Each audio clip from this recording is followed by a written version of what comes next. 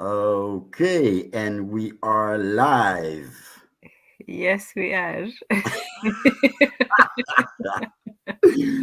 Okay. Well, we're doing the show. Oh, I'm hearing an echo, and I guess that's me, or is that you? I've muted mine, so let's see. Okay, so I'm not hearing an echo anymore. Hmm. Well, if there is an audience, and maybe in the future, we were doing a live show. It was cozy, and Yes. then me, the first time streamer. Uh, we started asking ourselves if we were being live, and I saw a blue button that said "Go live." So let's Uh, start again, right? yes. Including the time, the countdown. Three, two, one.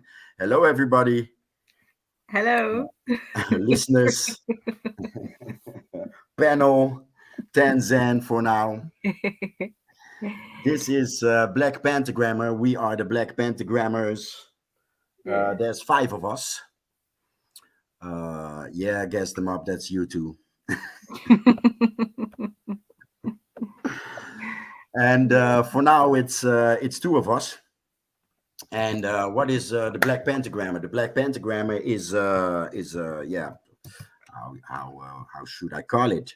Uh, a group of enthusiasts. And what are we enthusiastic about? Our minds and the occult. What our mind looks over in daily life, for example, or literally the occult world, the occult in language, the occult in religion, the occult in actually anything that is in front of our retina, and that what does not always reach behind our retina. Is that a good description, Tan? Yes. Yes. Very apt. That is exactly what it is. It's looking at the mind and the mind of the world, and not just the mechanics of it, but what is behind it, what is how you process it, how you process it, and how you interact with it. So the world is both superficial, and it's also subconscious. There's the outside world, there's the hidden world. And so occult simply means the what is hidden. It's not that it's unknowable, it's simply hidden, and you have to search for it, you have to ponder, you have to go behind the veil, so to speak. And so the eternally curious, and curiosity is simply wanting to know. It's not something that when they say, when you're a child, I think there's some things, or some traits that we're born with, that we shouldn't give up just because you're no longer a child. And one of those is not just innocence, but also curiosity. Curiosity is still being able to willing to take information, to look at things beyond the facade, and to keep enhancing one's knowledge. So yeah. Okay, so this seems like the first broadcast, but that this is just the first on my channel. We did the originals, the very first by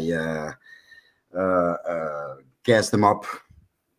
Are of course on Gas Them Up, his channel. Gas Them Up is the one who ignited, he sparked the actual this streaming in public, or the broadcast. Gas Them Up brought it to the public, and yeah.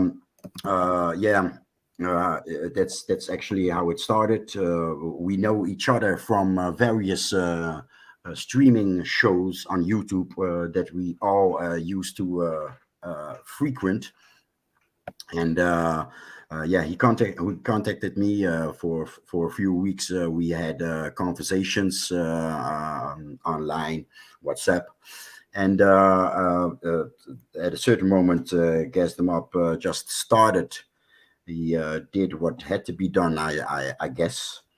And I'm very thankful for that, because yeah, I never did it. Maybe I never dared it, because I think in Dutch, and that's why I think, or I am sure, that on my own I would never get, I would never have got to where the Pentagram show has got, and that is, for example, the five of us. I don't think in my if I would ever had convinced somebody with my broken English and my my live stream freestyle translation from Dutch to English, that I I would think you ever did had quite well. convinced intellectuals like Tanzan here, or Yona, or Gas Them Up. Yeah, well, Gas Them Up. Yeah, well, one person I convinced that this Black Pentagrammer thing is a thing, and we're going to continue to exploit what is Black Pentagrammer, because what the name is maybe it's confusing, but the title, I always, as a brand, when I type be it in WhatsApp or on social media, I always use caps for the Black Pentagram, and the minor MAR is not caps, but it's one word with gram. So grammar, Mhm. um, grammar is language, and Black Pentagram, or pentagram, excuse me, pentagram is geometry, right? Mhm. And black, yeah, that's a color, or the absence of color. And there's a whole story black, behind just the name of this show. And uh, until now, we did about two hands full of shows.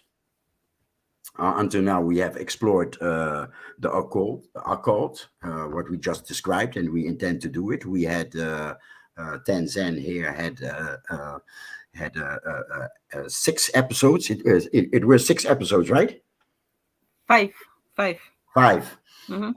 And before that, so maybe it's three hands full, because before that we already were doing shows about various occult. Um, uh, Yeah, the very first ones that you did, I remember when Gus and you were talking, and he said one of the reasons that inspired him, to start with the pentagrammers was his conversation with you about sacrifice.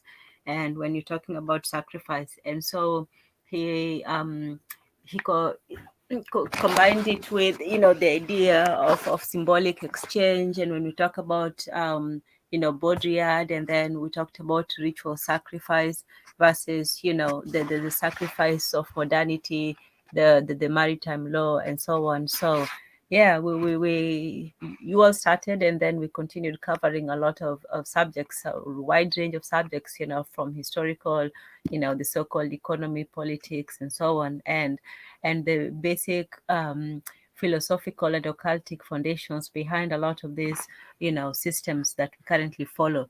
Like I said, people see only the outside. They see the way the things are structured, but they don't really ask themselves, who designed this. So everything has to be done. Every brick on the wall, somebody had to have thought about it and calculated and did all of these things. So there is so much underlying themes and ideas, even behind even just a city's architecture, the way things are organized, the times, and so on. So yes, and of course, the sacrifice. Yeah, the sacrifice is literally sacrifice, because a recurring or returning theme Mhm. is the sacrifices that the Western world did to obtain this industrial world. Mhm. So in the major cities, the cities that count in the Western world, Mhm. are built on sacrifices, on mass graves Mhm. of slaves, or wars, genocides, and yeah, we've touched that, and I'm going to put the link under the video of previous shows, Mhm. yeah, for anyone that wants to understand what me and Tan are talking about right now, and to have an idea of of what we actually do, because to describe it, to describe what we did, yeah, we can name the shows and tell you what we have done, but to describe what is going to come is so open and so vast that we actually, yeah, Mhm. well, me me, I cannot, I cannot actually, I No, cannot. you're right. You're right. That there's so much. Yes, Yeah, but go yeah, ahead. that's the occult is everywhere, uh, um, and so on our retina, right, in front of our retina, or what our what our eyes record is open, and just the transition to our mind is already something occult and interesting. The similarities of your closed eyes, right? The infinite blackness when you close your eyes, and how the universe is actually structured. There's a lot of similarities. That's occult, because I guess not many people think about it that way. Uh, um, but occult is also these cities built on sacrifices, the sacrifices of human lives. This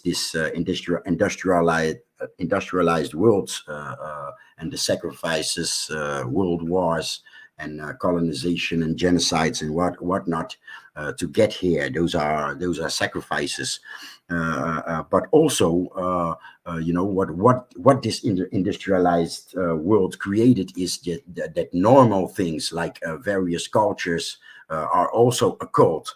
Uh, um, um, in one show, we touched the lifestyle. Again, I'm translating from Dutch, right? So I may choose, sometimes I may choose the wrong words, but yeah.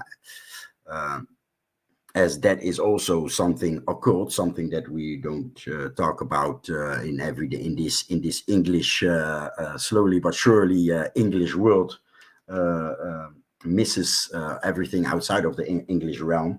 So maybe my handicap of translating live is also an addition to what Black Pentagram actually is.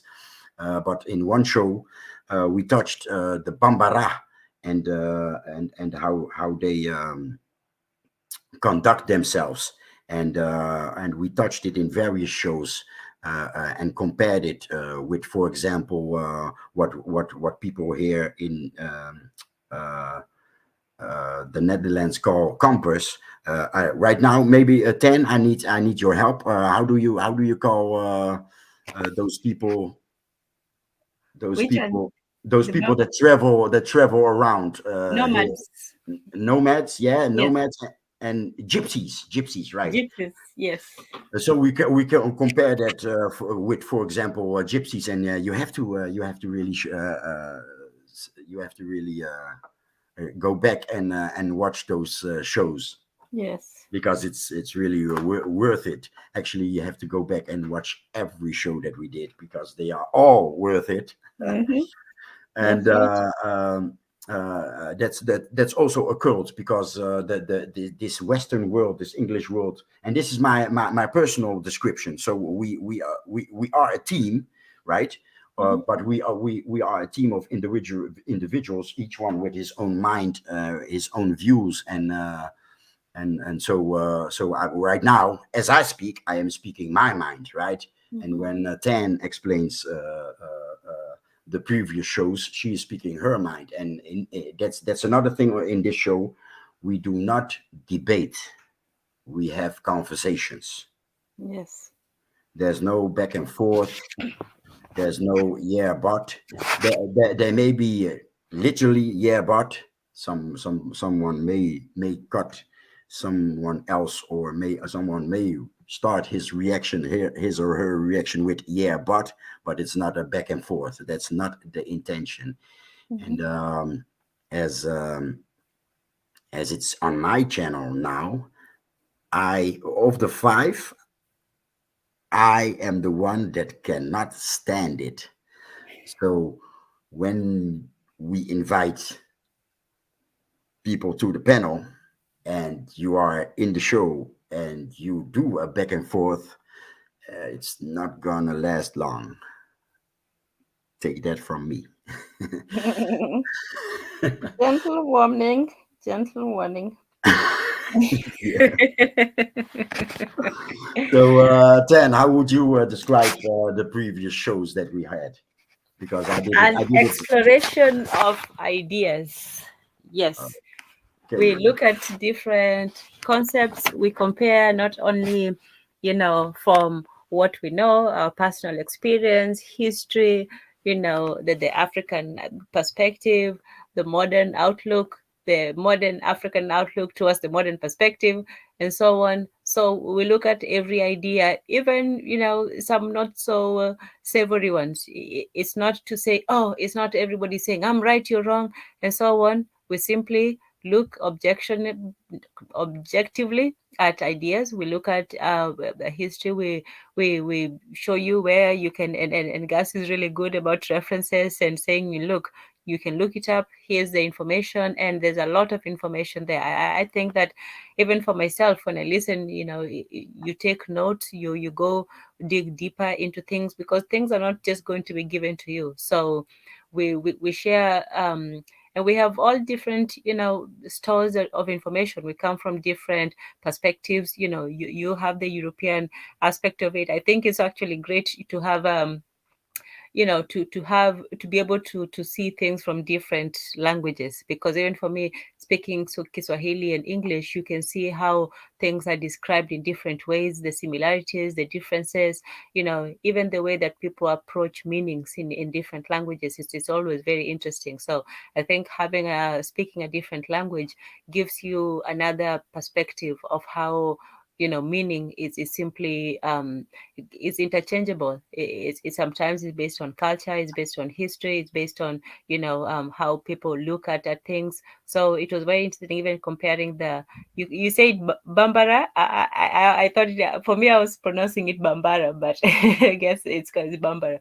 Yeah. So that was a good, um look at the way, Africans, the Bambara society especially, how they organized their relations with each other, how children related to adults, how, people related to each other, what was the place of people in society, especially the child.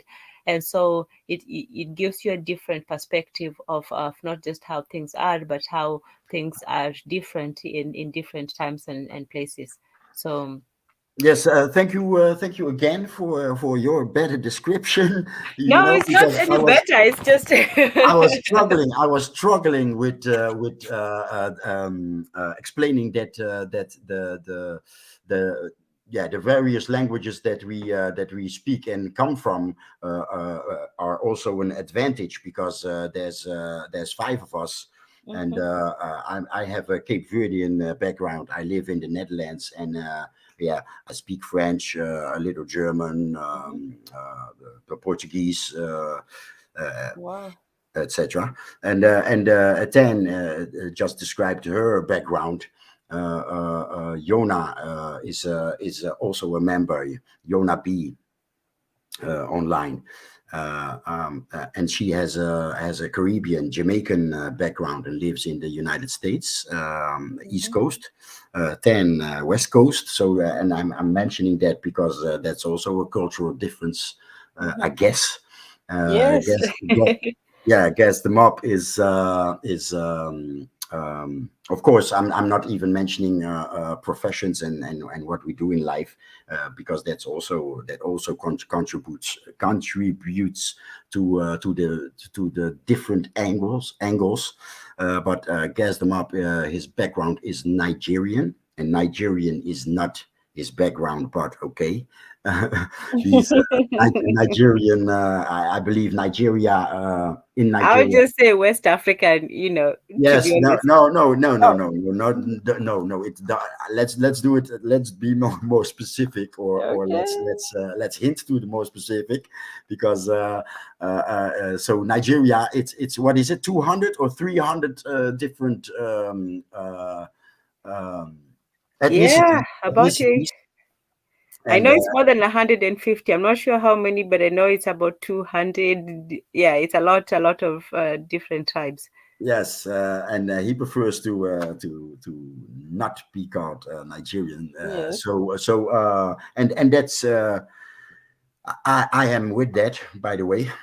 So he has his flavor and angle of looking at things, and then we have Izuli, who is who also lives in the United States, East Coast, with a Haitian background, and in that way, it's always, excuse me, it's always colorful, the views and thoughts that we have. So yeah, we throw the subject in the pit, and we munch on it for a few hours, for a That's a good few way to hours, put it. and we hope. I am always richer after a show, and we hope that listeners also gain something out of it, intellectually or whatever, on whatever frequency, because it's we spend a lot of time, and we hope it's not a waste of time, and yeah, that's uh, that's it. Definitely not a waste of time for me because I learn a lot, a lot, a lot. I would say, yeah, I'm not trying to be all, pedantic and scholarly, but I think that one should approach it in with pen in hand, because not everything is going to be what you. I learn a lot from both you and Gas, Yona, Izuli, because we can't know everything. Nobody's in a position to know everything, so we can share what we know and we can learn from each other. Even for me on the program in the African Mind, I always say that I always ask to share knowledge and to receive it also graciously. It's not to beat somebody over the head with, oh, I know more than you. It's not a contest. It's a collaborative effort. Everybody brings their perspective, their experiences, the knowledge and information, Yes. and then yeah, and And often enough, it's not even knowledge. It's the thoughts that we have. Mhm. Sometimes one of the members or all the other four listen to one speaking, and right there and then there's an aha moment, Yes, and that aha moment is also immediately shared, be it in sharing the realization, or be it in a question. So we rather ask each other things and trigger each other's thought than project our own thoughts yes, on others. We share thoughts. That's what we do in this show. And as mentioned before, we have guests. We do have guests. yes, We do yeah. invite guests. Let me put it that way. Hmm. Yeah, we share information. Um, Yeah. Anything else, or am I too quick with the anything else vibration? No, no, no. I'm following your pace. It's all good. It's a good introduction. I think we presented ourselves, accurately, fairly, and yeah. So it's a good environment. It's a place where you can learn. And more importantly, you can also look up. There's no dogma. It's simply, thoughts sharpening other thoughts. And so, sometimes it even kindles thoughts that you had long remained dormant, and you're like, oh yes, I remember this and that, and also making connections between different ideas. Sometimes you have motifs running in it could be in music, in books, in culture, in history. They could be all, it's not that everything is related, but you can relate, different things. So you can relate symbols in various ways, from art to music to movies to all these things. And so it's making these connections in the world, making it, logical, looking at it and making sense of our world, and of ourselves and our relation to each other. So that's all it is. It is simply peeling the layers of information, making those different connections, and seeing what we can add to it. What information, or what we can add and what we can take away from it. Yes. Okay, yeah, right on. It's it's that's it. That's what we are. That's what the show is. Speaking for myself, and how I have lived, and yeah, probably will live. I am nobody. I'm not important, right? Ego is ego is the source of back and forth, and the less ego, the more conversation, the deeper the conversation, the richer the conversation.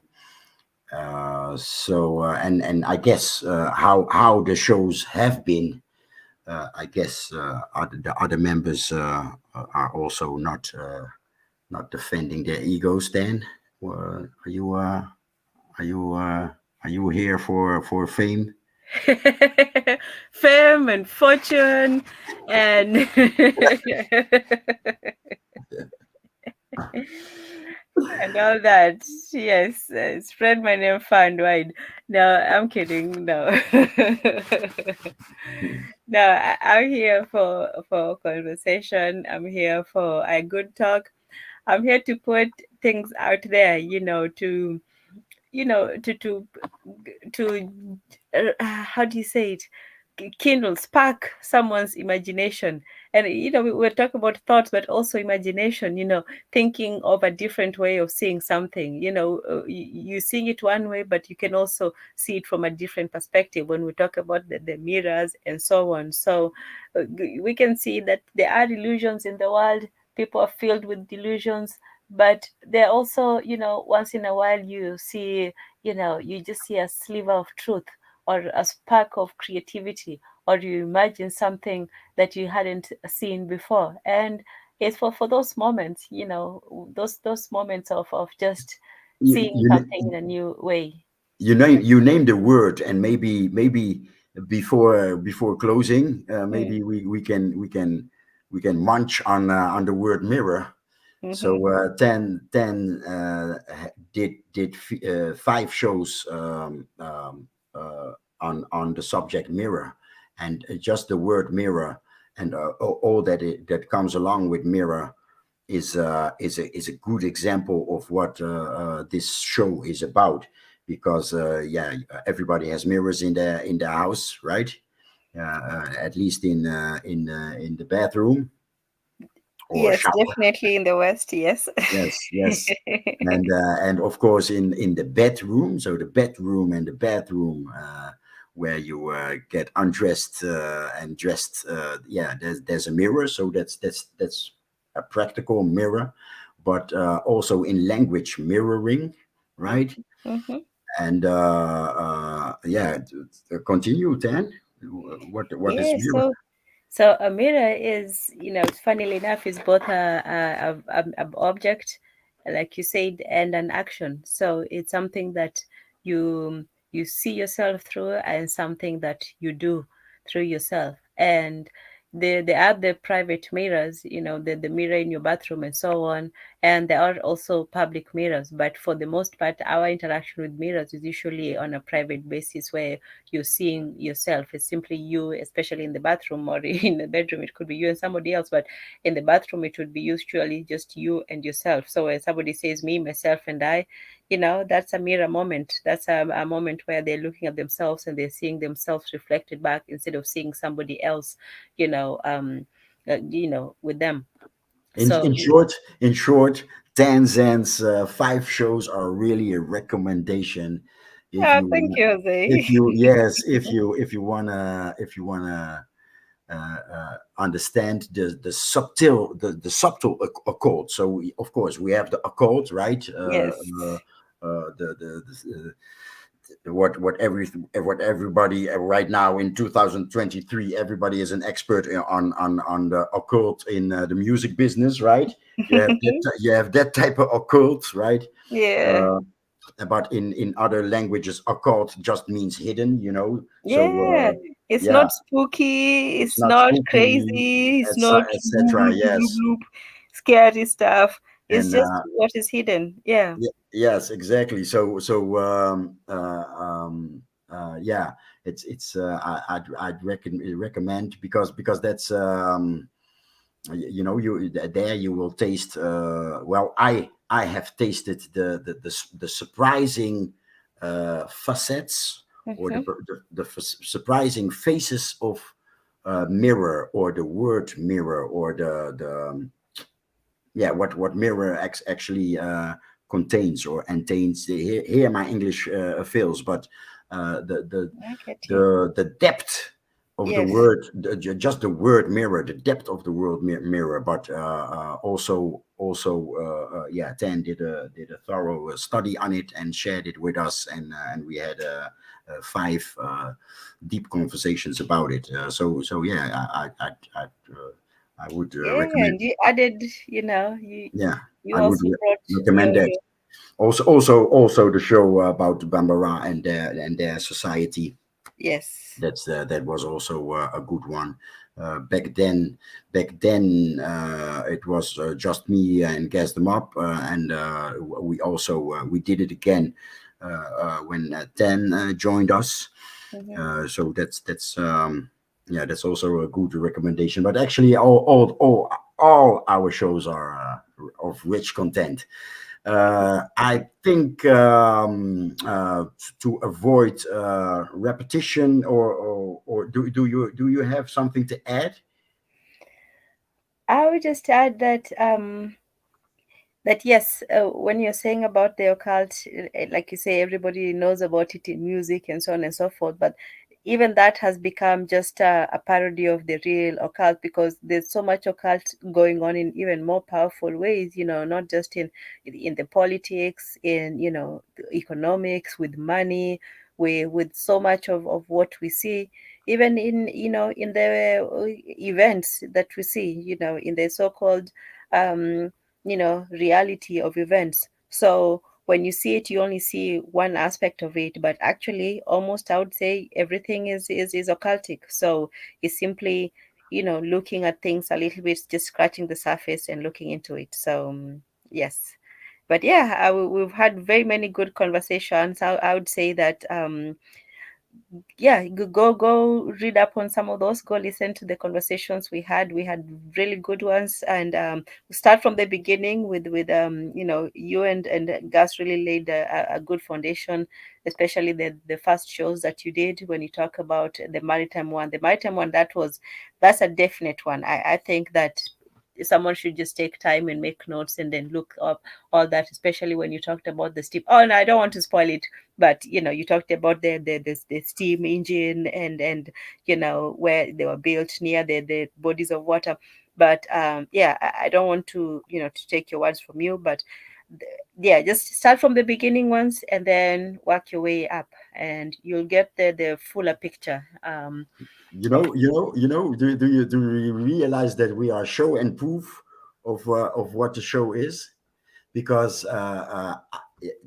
of course, what I know is what I know. What I have been thinking about my life is already in my mind. So I recommend, or I am recommending Mhm. what the shows that other people have initiated, and I'm listening to you, and you speak of the shows that yeah that so yeah, I hope listeners have had a little Yes, taste of what Black Pentagram is and what it's going to be, yes, and what it has been, and yeah,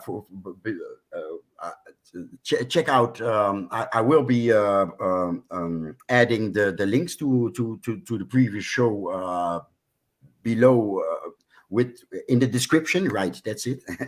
I will add the links to the shows in the description of this video, and yeah, if you are done, Tan, or I am, I'm ready to end the show for now.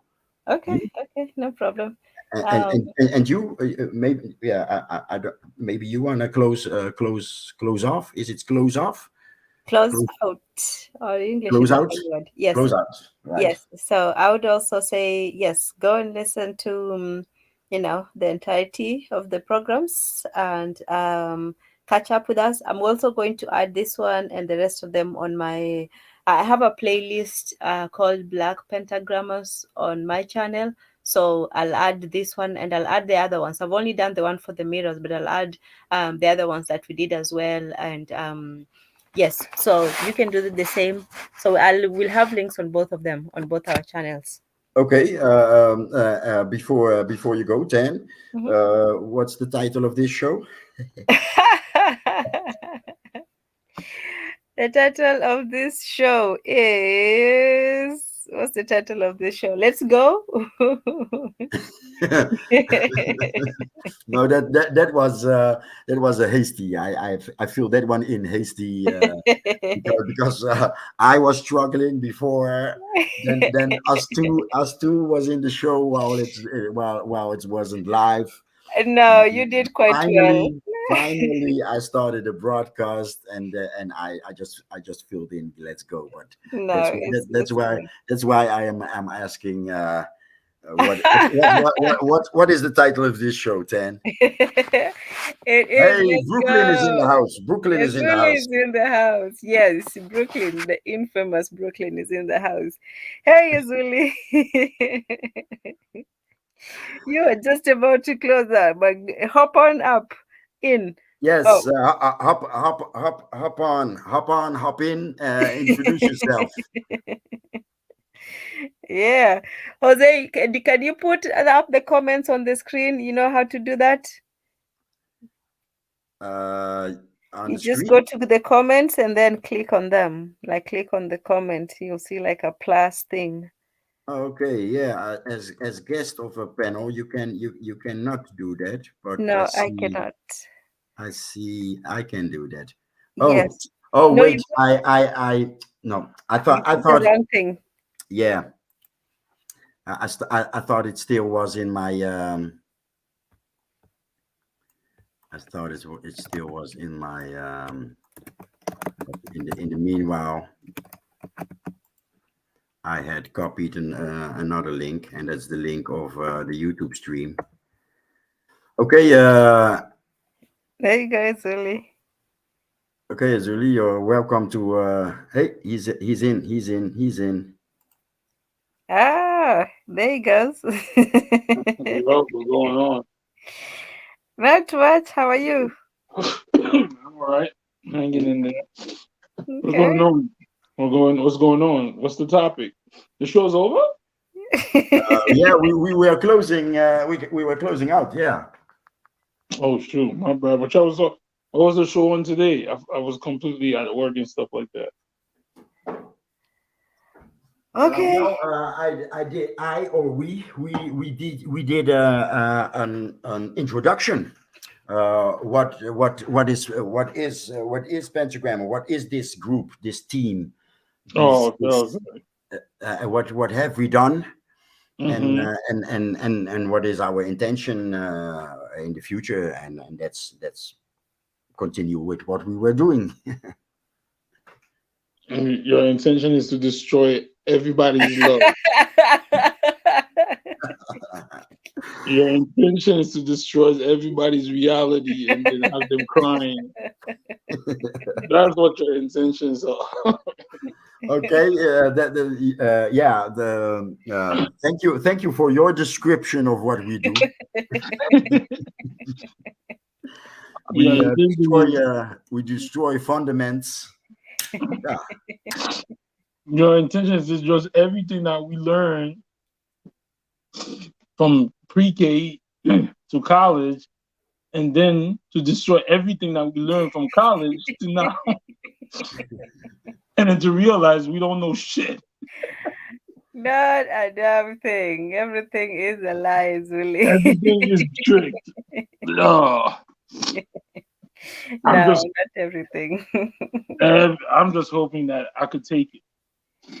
Cause some heroes that are meant to stay heroes, I don't care. Look, if you learn one lesson, especially from Gas, is don't worship any, don't have any sacred cows. Anybody is liable to be up there, on the examining booth. But you can't tell me there has to be a sacred cow out of all of them.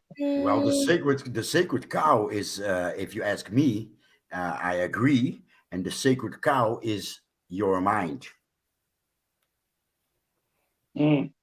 Protect your mind, Ezuli. Protect your mind.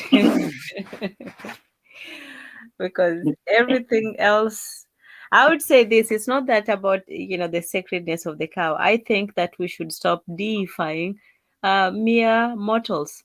So it's not that a hero is not an infallible person. We can have heroes who have you know who have flaws. They may have weaknesses. They may have maybe some misconceptions, and also they could be just men of their times. They were maybe not privy to some information that we have, and maybe in the future others will judge us the same. So it's not to say that, oh, because somebody did something terrible, now everything they did is to be cast aside. But it's not also to say that if somebody did something heroic, that now they can do no wrong. So it's just to be able to take people at who they are, and to examine them. And that also goes for ideas. If you believe something too much, and you also have to take your ideas into criticism and say, what are the weaknesses, what are the flaws, what are the strengths, am I maybe not as strong as I need to be, and so on. And if somebody criticizes your idea, it's not to say that, oh, everything about it is wrong. It's just to say that everything has its weaknesses. So I think that sometimes people are too quick to go one extreme. Either something is all good or something is all bad. That whole binary Superman villain thing. It's okay in the comic books, but in real life is not always as simple as that. And I think we have learned to be too protective of truth. Truth does not need protection. You can either you see it and then you make your judgment for it. You see, what can I do with it, and that's it. So I think that if somebody says something that is true, it's your obligation to find out whether or not that that assertion is true. You don't have to accept what someone tells you. You still have a mind of your own. And that's why Jose is saying, yes, the only sacred cow is your mind. Everything else is subject to the scrutiny of your mind. So, but you also have to bolster your mind. So, but even your mind is not 100% infallible. Even your mind is also subject, like with the eyes. The eyes are subject to that double distortion. The mirror distorts it from left to right. Sometimes even the size, and then the eye also distorts it. Is firstly through the retina, it's upside down, and then to the eye, then back up again for the input. So everything that we see is also subject to our distortions of perspective, including our minds. But that's your only sacred cow, so to speak. Everything else subject to examination, and everyone else. So I think, yeah, we can respect people. We can respect their ideas, their achievements, and so on, but not to the extent that they are exempt from examination. But Tan, Mm-hmm. there's nothing wrong with having flaws. No. Every human got flaws, but Yes. that's not what the problem is. What's the The problem? problem is when your whole those cows are Trojan horses. When there's no problem with you having flaws as a leader or as a person, but when you are not what you claim to be because you were sent by the opposition, Mm-hmm. that's totally different. Yes. So we could say that Malcolm X slept with a white woman, was a drug dealer, was doing this in his youth, right? Mm-hmm. That's part of the flaw. Quote unquote, Martin Luther King was cheating. That's part of the flaw. But if it is come to light that both of these men were sent and participated with the opposition, that's a totally different thing. Yes. Yes. Now that I agree. There's a difference between, a flaw, someone making mistakes, someone maybe trusting the wrong people, somebody, overestimating their capabilities. People can have the right intention, and some people, they might want to do the best thing, but maybe their way of doing it is totally, completely wrong. You can criticize that as well, that you might wanted to do things, but your thinking about it was not correct. But yes, there's some people who set out to sabotage. That's their intention. They're not duped, they're not ignorant, they're not innocent. They really go against the interest of everyone else, especially that of the leader. So yeah, it's not to say that you cannot have flaws. We have to identify between simply the flaws of a leader and the treachery of of some of those collaborators, active those active provocateurs, or people who know what they're doing, because some people are simply what do you say, mindless instruments. They're used, but they don't know that they're being used. They might not even know that they're perpetrating something that is against them. So those people, you can give them the benefit of the doubt, but there are some people who know exactly what they're doing, and then they keep doing it. And sometimes I think we're not adept enough at identifying those kinds of people. My my thing is when you find out those people like that your brother trying to destroy my boy Khalid, right? All your boys will be destroyed. Yes. Who? If Khalid Muhammad, Oh, they yeah, destroyed, they yeah. trying to destroy him, and even up to Paul, it's like I was a lot of those stuff that even that's one like the Haitian Revolution, for example, right? Mhm. One of the founders killed himself, right?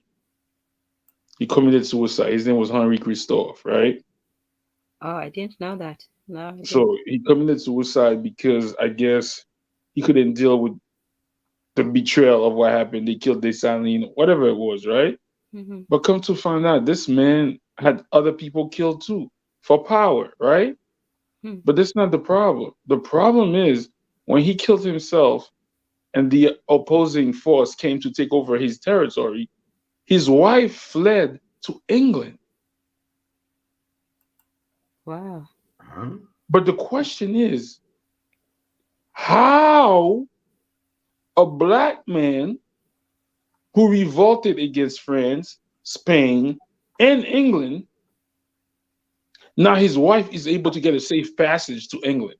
Oh dear, oh dear, oh dear. Deep sigh, deep sigh. So these are the occult, these occult, this is also occult, right?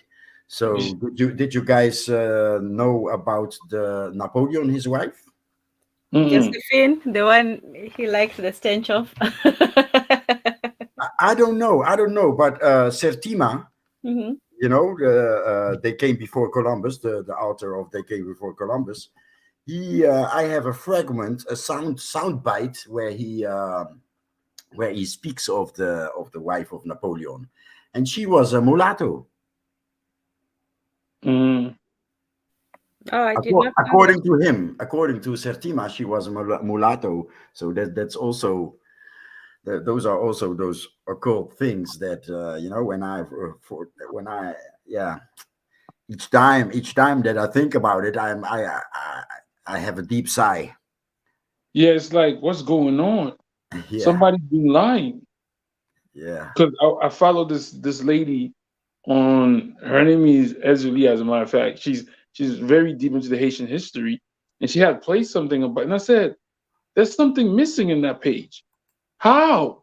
But she said, oh, she escaped. She went to live in England. What? Escaped? What? What do you mean? What do you mean? What do you How mean? did she escape? How was she allowed? But there's a lot of things that we don't want to, and I think that's one of my biggest. Once I break that's gonna be terrible for me. Because if I have to call the Haitian Revolution into question, then everything is a lie, bro. Yeah, it is. Because I could not understand that. Even with the story where they say Haiti sent boats to certain countries. How? How did they do that? With what economy?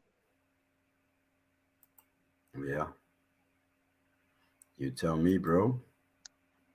With what economy? How? You got your independence. You were embargoed. How did you do that? How did you send 50,000, 100,000 men to go help people?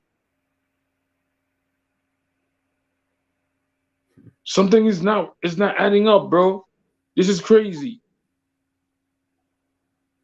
Yeah, And then it comes to hand, the people who we see as the rulers of this world are not the ones that are in charge, bro. Something is going on. So it's like the pentagrammers, like, y'all just destroying everything. yeah. We have to. Apparently, we have to. I don't know. You're gonna make a lot of enemies like that from both sides. Nah. I'm telling you.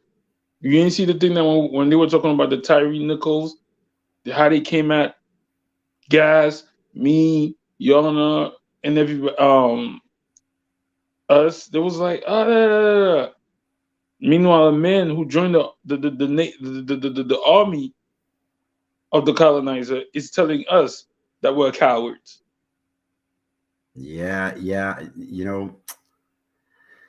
Yeah. There's a lot of there are a lot of heroes in the army of the enemy of this planet. There are a lot of heroes, quote unquote, of course.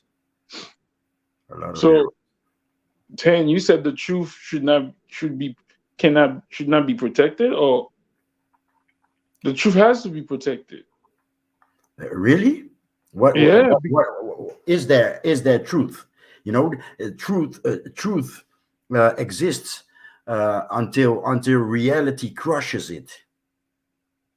but I believe myself. I think there's absolute truth. The truth Yeah, is yeah, there. yeah, yeah, yeah, yeah, yeah. Okay, that's okay. Then your description of reality is the combination of the two words, absolute truth. I agree. There's absolute truth, but everybody has his own truth. Don't you think so?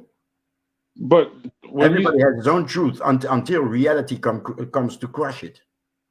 everybody's truth is from a biased point of view. See, So why didn't you all join me on that very good, interesting program I had on? It was called Inverse Reality, Human Breeding, and what was the third thing? I can't yeah, remember. yeah, yeah, too much shit on there. So I don't know why you Yeah, joined. whatever is really. But yeah, Inverse, that's what inverse. I was talking about this guy was talking about, reality, and who has a hold or who has control of reality. And objective, yes, objective reality. I know we did that in the mirrors as well, when Lacan was saying about the objective reality. So there's that reality you have in the mirror, that private mirror, but there's also that outside where we all as people who live in the same world have agreed to one thing, that this is the reality, whether the sky is blue or something more, deeper than that, that people should not be killed for whatever. So that reality is always being shaped, and for the past it was maybe the church and so on who shaped it, but increasingly, like in the state is the one who is going to create the sort of realities that we live in. So what we achieve as truth, so it's not as if truth is this outside thing that is just open and free for everybody to to believe. We're actually under a manufactured reality and a manufactured truth that everybody has to believe the same thing increasingly. So yeah, even the reality that we take for granted. Go ahead. I think we came to, once we start saying your truth, my truth, I think that's when the world's going down. I don't believe your truth, my truth are just biased opinions. Because it's like somebody could say, "Oh, I'm a black. Oh, I'm a white. I'm a white. I'm a dog." If because I feel like I'm a dog, that means I'm a dog. So once we go down that path, talking about everybody has their own truth, when people be like, "Oh, I'm speaking my truth," your truth Yeah. is flawed. Yes. It's not yeah. My truth is not it has no value when we want to move forward, for example. If I have my truth and you have your truth easily, and ten you have your truth, it's going to be a back and forth, isn't it? It's a disaster. A disaster. Yeah, It's then going there to be. is no truth, and anybody can assert, their truth to be the truth. So there still has to be a kind of truth that we all, believe in, whether it's something that is true or not. But there has to be somewhere where we start with, and then we continue from there. So as long as we all believe that the sky is blue, you can believe that, Mm. it's going to 10, rain 10, tomorrow. 10, Hmm? 10. What you're saying right now is that, what if I say this? What if we all agree to say that the sky is green? Well, then, that's But what. no, that's still bias, because people could combine together and create a fake reality.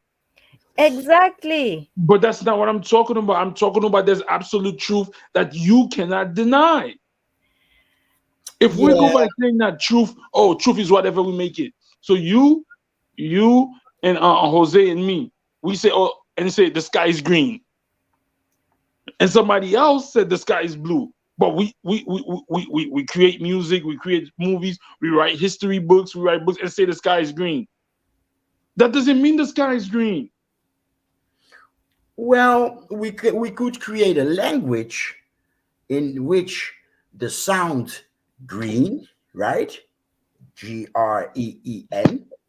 describes what the English world, calls blue, because in where I come from, it's not blue. It's not called blue. It's called azul. You understand? So if there's a new language where the word green describes what in English is called blue, yeah, it's possible. So based on what we're saying, are we saying the truth is fluid? No, No, I'm saying no. that who's in charge of the truth. I think for me that's the more important thing. Who Oh, okay. controls? Okay, now I understand what you're saying. I understand. Because it can either, be it can either be we all agree to it. It can either be we give somebody the power to for the truth. And for some societies, let's just be neutral. Let's say some who believe in the shamans and all that, the reality, the spiritual reality, some people had the truth about that. Some people had truth about visions, about the future, those are the prophets and so on. Some people had, what I would call the truth about the world that we live in. That would be the wisdom and experience. So people had, not different truth, but different perspectives on the truth, or different insights on truth, but everybody agreed to the general truth. For example, about whether there was a god, divinity, spirits, the laws of relating with people and so on. So that was, I would say that was maybe the traditional way. And then it could be the church, in medieval, in Europe, during some time it was the church. The church had the ultimate control of reality. So, you had to conform to certain beliefs. And then, for some time it was also the king or the state. And, now it's increasingly becoming, science and, the supposed logic and so on. So you always have to look at truth not just as an objective thing, but as a form of power that can be used to create reality. So there's truth, and then there's also control of the truth. So who has that control? Is this, I think, is the first thing that we look at. One can have a different aspect of it, and so if your version of the truth differs from the truth, as in the truth of power, let me just say that the truth of power, not the objective truth, but whoever controls the truth, then your position would be considered heretical in a way.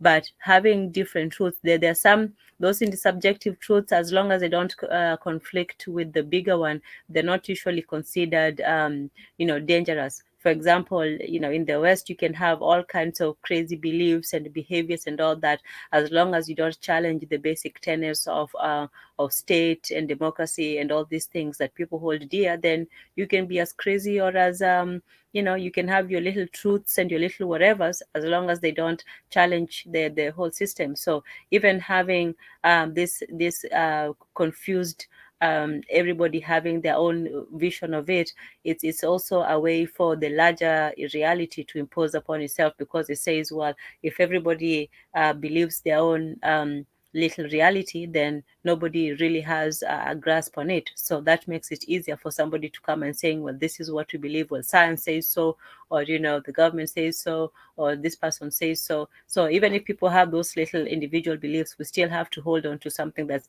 greater than just I believe it to be so, and that's it. But what's more important is who has the power to control what is true, because you might believe something that is true, but if that is not the official truth, then it doesn't really count. You're actually considered to be an insane person if you believe something to be contrary to what it is. So let's say we all agreed that the sky is blue and the earth is round, and you believed otherwise. So in that system, you would be the insane one. Yeah. Yep. I wonder who. So truth is mob rule. Yeah, nowadays that's what it is. Oh wow, that's dope, Jose. Yo. Yeah. Yeah. Mhm. Hello, Yona. Yona be in the house. I want to know who coined that term, and what was it? My truth, because that's a new concept. I know. I had Who? it. I had it from people who are like social media people who don't. I don't know. I had it first from But, from but there. but It's the they Black didn't come up. Queens who came But up they with didn't that. come up with So it. the Black Queens, the Queens, the Black Queens. It's But my Wow. truth. My truth. I'm going to say my truth. Yep. but Diona, who came up with that term and what year? That's something new. That Yeah. started at least 10 years ago, or something. But like we said, who introduced it? Who introduced it to the people? Well, I'm I guessing. think Oh, go ahead. sorry, Yona, speak. I think it was introduced by majority of people who live in La La Land. That's what I think. Because But we but all ultimately we all create our own reality. So I think people who live in a certain type of reality, What, they what the if I ones who say? just don't want to be quiet and just listen, the ones who just I'm right and you're wrong, and you're going to see, I'm going to make you see. This is my truth. Those are the ones who relatively No, I get what you're saying, but those people who speak like that are dummies. Who's the What if I mastermind say, behind that term? That's what what if I'm I, trying to. what if I say those people were led to that frequency? That's what Because I'm saying. I blame, for example, this my truth thing, right? I think the godfather, if not the father of that ish, is Edward Bernays. Before Edward Bernays, families were just families, and he was hired to lure in the other half of the independent buyer. So now we have this all these lifestyles, and in at the root of all these lifestyles is actually, and I'm sorry ladies, is actually the woman that was lured out of her role into shop till you drop, I agree. culture, and suddenly everything was possible because I want to buy that. Yeah, but you don't need it. And then come the, yeah, but in my truth I need it. And you agree, Yona? And it's the my truth, and I feel that Yes. word feel. I Yeah. I yo. disagree. I disagree. I'll tell you why. Look, just like what was that lady, Bell Hooks, and that white lady before her. Gaston said it one time. I think her name starts with a J. She did the critical feminist theory, and then Bell Hooks and the rest did the critical race theory. And basically, what they were doing was just applying the Frankfurt School to this subject. So basically, look, women just copy what men do, but they just do it very badly or very, flashily. So this whole thing about consumption, the first person who did it was firstly with the cultural, the my truth thing. Yeah, I think it started from the cultural relativists, the people who say, well, there is no truth anymore. If God does not exist, everything is permissible. You remember that saying?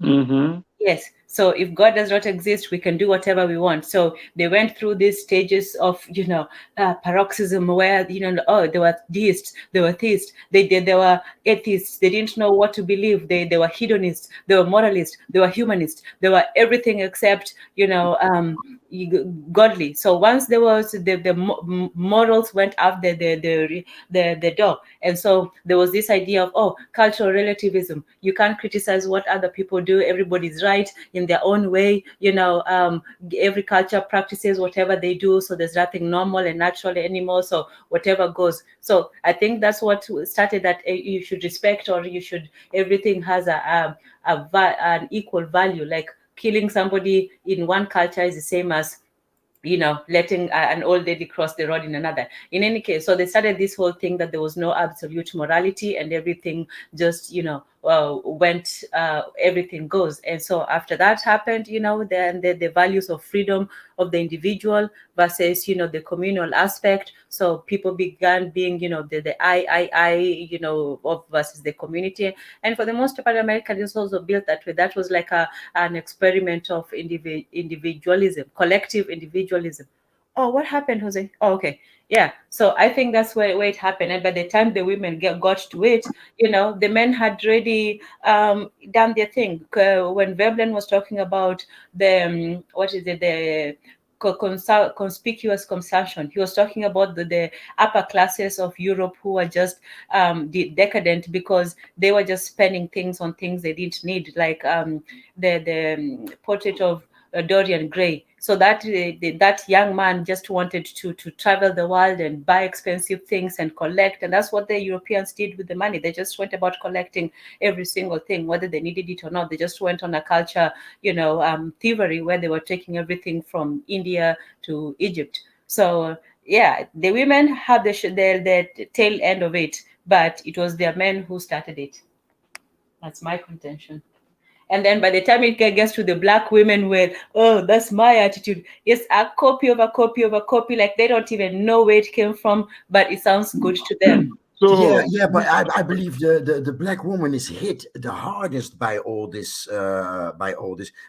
because it actually it was aimed at the market, right? It was a commercial thing. So you're not going to aim it at people that have no money, or they are under your feet. They're practically slaves and in colonies, etc. So it was aimed at the Western world, the buyer, right? If you are poor, and you are a peasant in your own country, i.e., you live in a colony, or you live in your own country or own land, but somebody else has colonized it. You're not the target of all the of Edward Bernays did not think of us when he was hired by multinationals. The target was the people that had money by that time. The early 20th century, right? So the black woman, and of course the black man, of course, also, both were not, you have the urge of I wanted to, because Edward Bernays taught people to want, and not to demand what they want, and not demand what they need. So when white folks, the people that had money, when white folks started to demand, and all these commercials started to shape the world in which we live in now, we were left out. And marketing, if you notice, marketing is actually has the most effect on children and women. Our children and women desire very hard or very bad, especially because we are left out. They desired it harder, and that's why right now also our women desire to be part of all those imageries harder than the group that on which it was aimed at. Follow? Yes, yes, and the perfect story to that one, the real one, and Bernays obviously is involved in it. The marketing, the sale of cigarettes, the history of the cigarettes.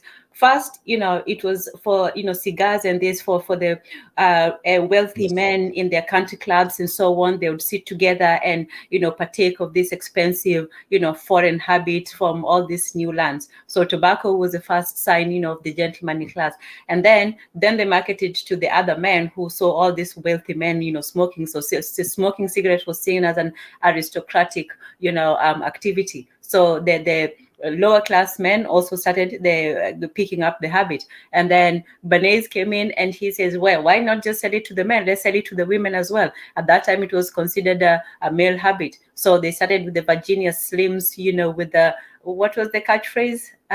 You've come a long way, baby. So, they made it into this sexy thing. He had, those white ladies. And yeah, you're right, Jose. This was Yeah, not marketed for but it was black. more. It was more. I see the cigarette as they gave females a penis, and it was more. Yes, It was more yes. than It the was cigarette. power. It It was Yes, empowering. it was the feeling of power indeed. Hmm. So they gave the female a penis, the cigarette, but also a car. That's also you ladies know, when I mean, Yes, we know. yeah, the car is an extension, right? Yes. But he also, women, until then, women used to cover you. Right now there's a lot of people attack. Yeah, Muslim women are suppressed, because they have to carry a veil, etc., etc. But back then, Western women also covered their hair, and those long raincoats that you see, for example, those cultures that still hold those traditional, women cover yourself in public, right? So Western women used to look like that. I believe I saw that in that uh, um, in that product, that documentary. Yes, that's the word, documentary of Curtis. Well, Curtis, what's his name? The Century of Self. They explained that Edward Bernays, he planned. I forgot how it's called in English, but that year it was in Philadelphia. So every year you have there's a city in which they show what will come in the coming commercial season, right? And that I believe that year it was in Philadelphia, and the press was at a square, so all the attention was at that square. So Edward Bernays, he hired a few or a couple or a group of ladies, and they walked in that fanfare, or that march, or however you call it in English, and when they passed at the square where all the press was, they took off their long coats and pulled off the cover of their hair, and yes, they light a cigarette. So that was a statement, and the entire world press is present. So he, that was a coup d'état of the mind of the traditional family. Yes, and also, in terms of the dressing, you remember the flappers of the 1920s. That was also another, cultural rebellion of the women, of this new feministic women. And we're still talking about white women here, with Bernays and all this. So the flappers were these women who decided to wear short things. Some of them dressed like men. Some of them, went out and did all these manly things. So it was also part of that time. It was anorexic. Oh, thank you. Yeah. Oh, mm. Thank So you. there was. You can't. So the flappers existed before Edward Bernays, his coup d'état. Yes. All right. So it was an existing concept. Thank you. Yes. So the first people, I would actually take it all the way back to Jane Austen, because she was also this feminist thing was also a rebellion of the upper classes of women who felt like because they had money, they should be also privy to certain things of the men. They were basically jealous of their men, because they felt like Jane Austen, she was very cruel to her servants, but she wanted to be. She was actually in the men's society. What was it? The one that they had. But the thing is, why they put her in there? Why the men put her in there? Because she was like the men. She behaved like the men. She despised the women. But why would they let her in? They could have just took her money and everything. Like, why did they let her in? This is what Gas was talking about. A lot of these, I don't understand.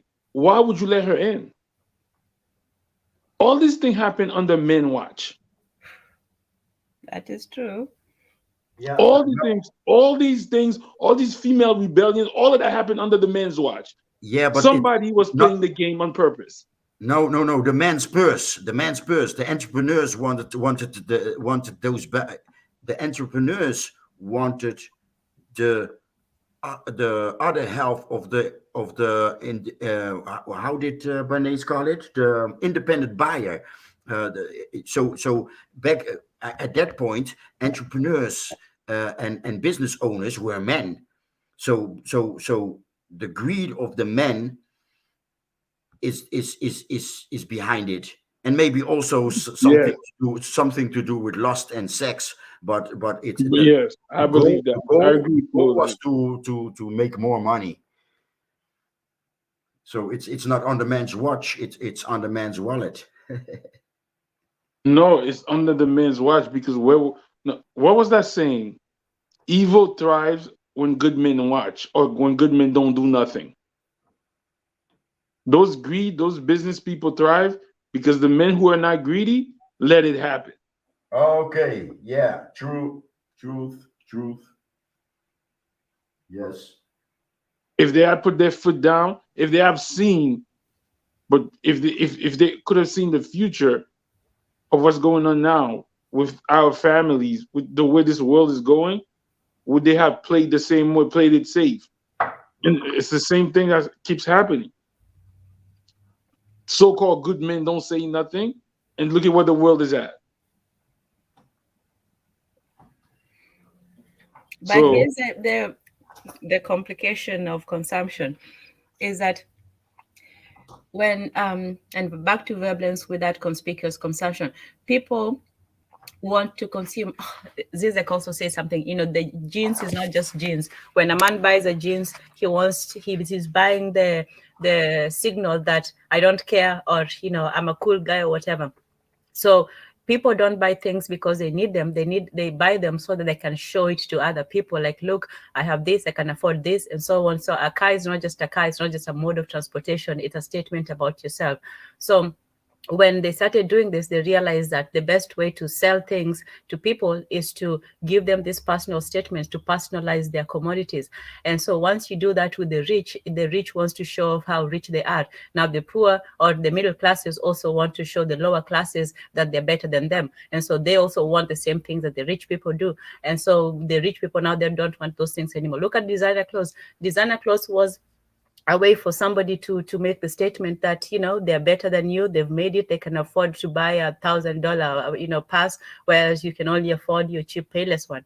But increasingly it's now the poor people who want the designer even more. You see somebody who's working a minimum wage job, but they want to buy a Gucci handbag. You know how many designer stuff are sold in West Africa? Quite a lot. So you're wondering, why do these people who can barely afford, basic things, why are they yearning for the signs of luxury? Because that is all that has a meaning now. So people tend to simply follow the, what society, the higher classes. So it's a trickle down economy, but by the time it trickles down, it becomes, almost useless. And so that's why you see these designer companies, they don't want rappers and the so-called lower classes consuming their products. Those products are supposed to be indicative of somebody who is wealthy. So that's why when they say, what's his name, Jay-Z and so on, I think one company disavowed him and said, oh, we don't want our products consumed by these people and so on. And so he cut off ties with them. But that's how it is. They don't see it as a good thing, but at the same time they want to sell their products, so they still want to market it to the poor, so the poor can still buy it and feel like they are rich. So it's capitalism eating in itself, because they want only the rich people to have it, but they want the poor people to also strive after it. So Okay, so the same thing with females. But thank you, Dan. I completely forgot the Marlboro Man. Yes, men were also lured in with smoking. Oh Right? yes, yes, big time. Marlboros. Are you kidding me? And Yeah, Newports Marlboro too. Man. Don't forget the Newports. That's a big one also. The Lucy Newports and all of that. But Tan, what you're actually saying is 100% correct. But I think an even bigger picture to what you're saying is it's called trend. This thing that's called trend is something that's a monster amongst all cultures. It's trending because of media, or it's trending because of culture, or it's trending because of celebrityism, or whatever it may be. I think that's one of the main reasons why also poor people want to thrive, to get these so-called luxury items or whatever, because of trend, and also because they want to possibly like show off. It's human nature. Like, look at what I have. I'm better than you. I have a little bit more than you. you know the trend is here, and I'm able to afford it. Look, it's shiny, it's beautiful, it's me. So I think that's one of the reasons also. Trend is a very, very evil word. Yeah, And but there's something occult behind trend. of course. Yes, and maybe I should do a show. Maybe this should be a separate. Definitely. This should be a separate thing. We should be do a show about this, because I discovered something. I discovered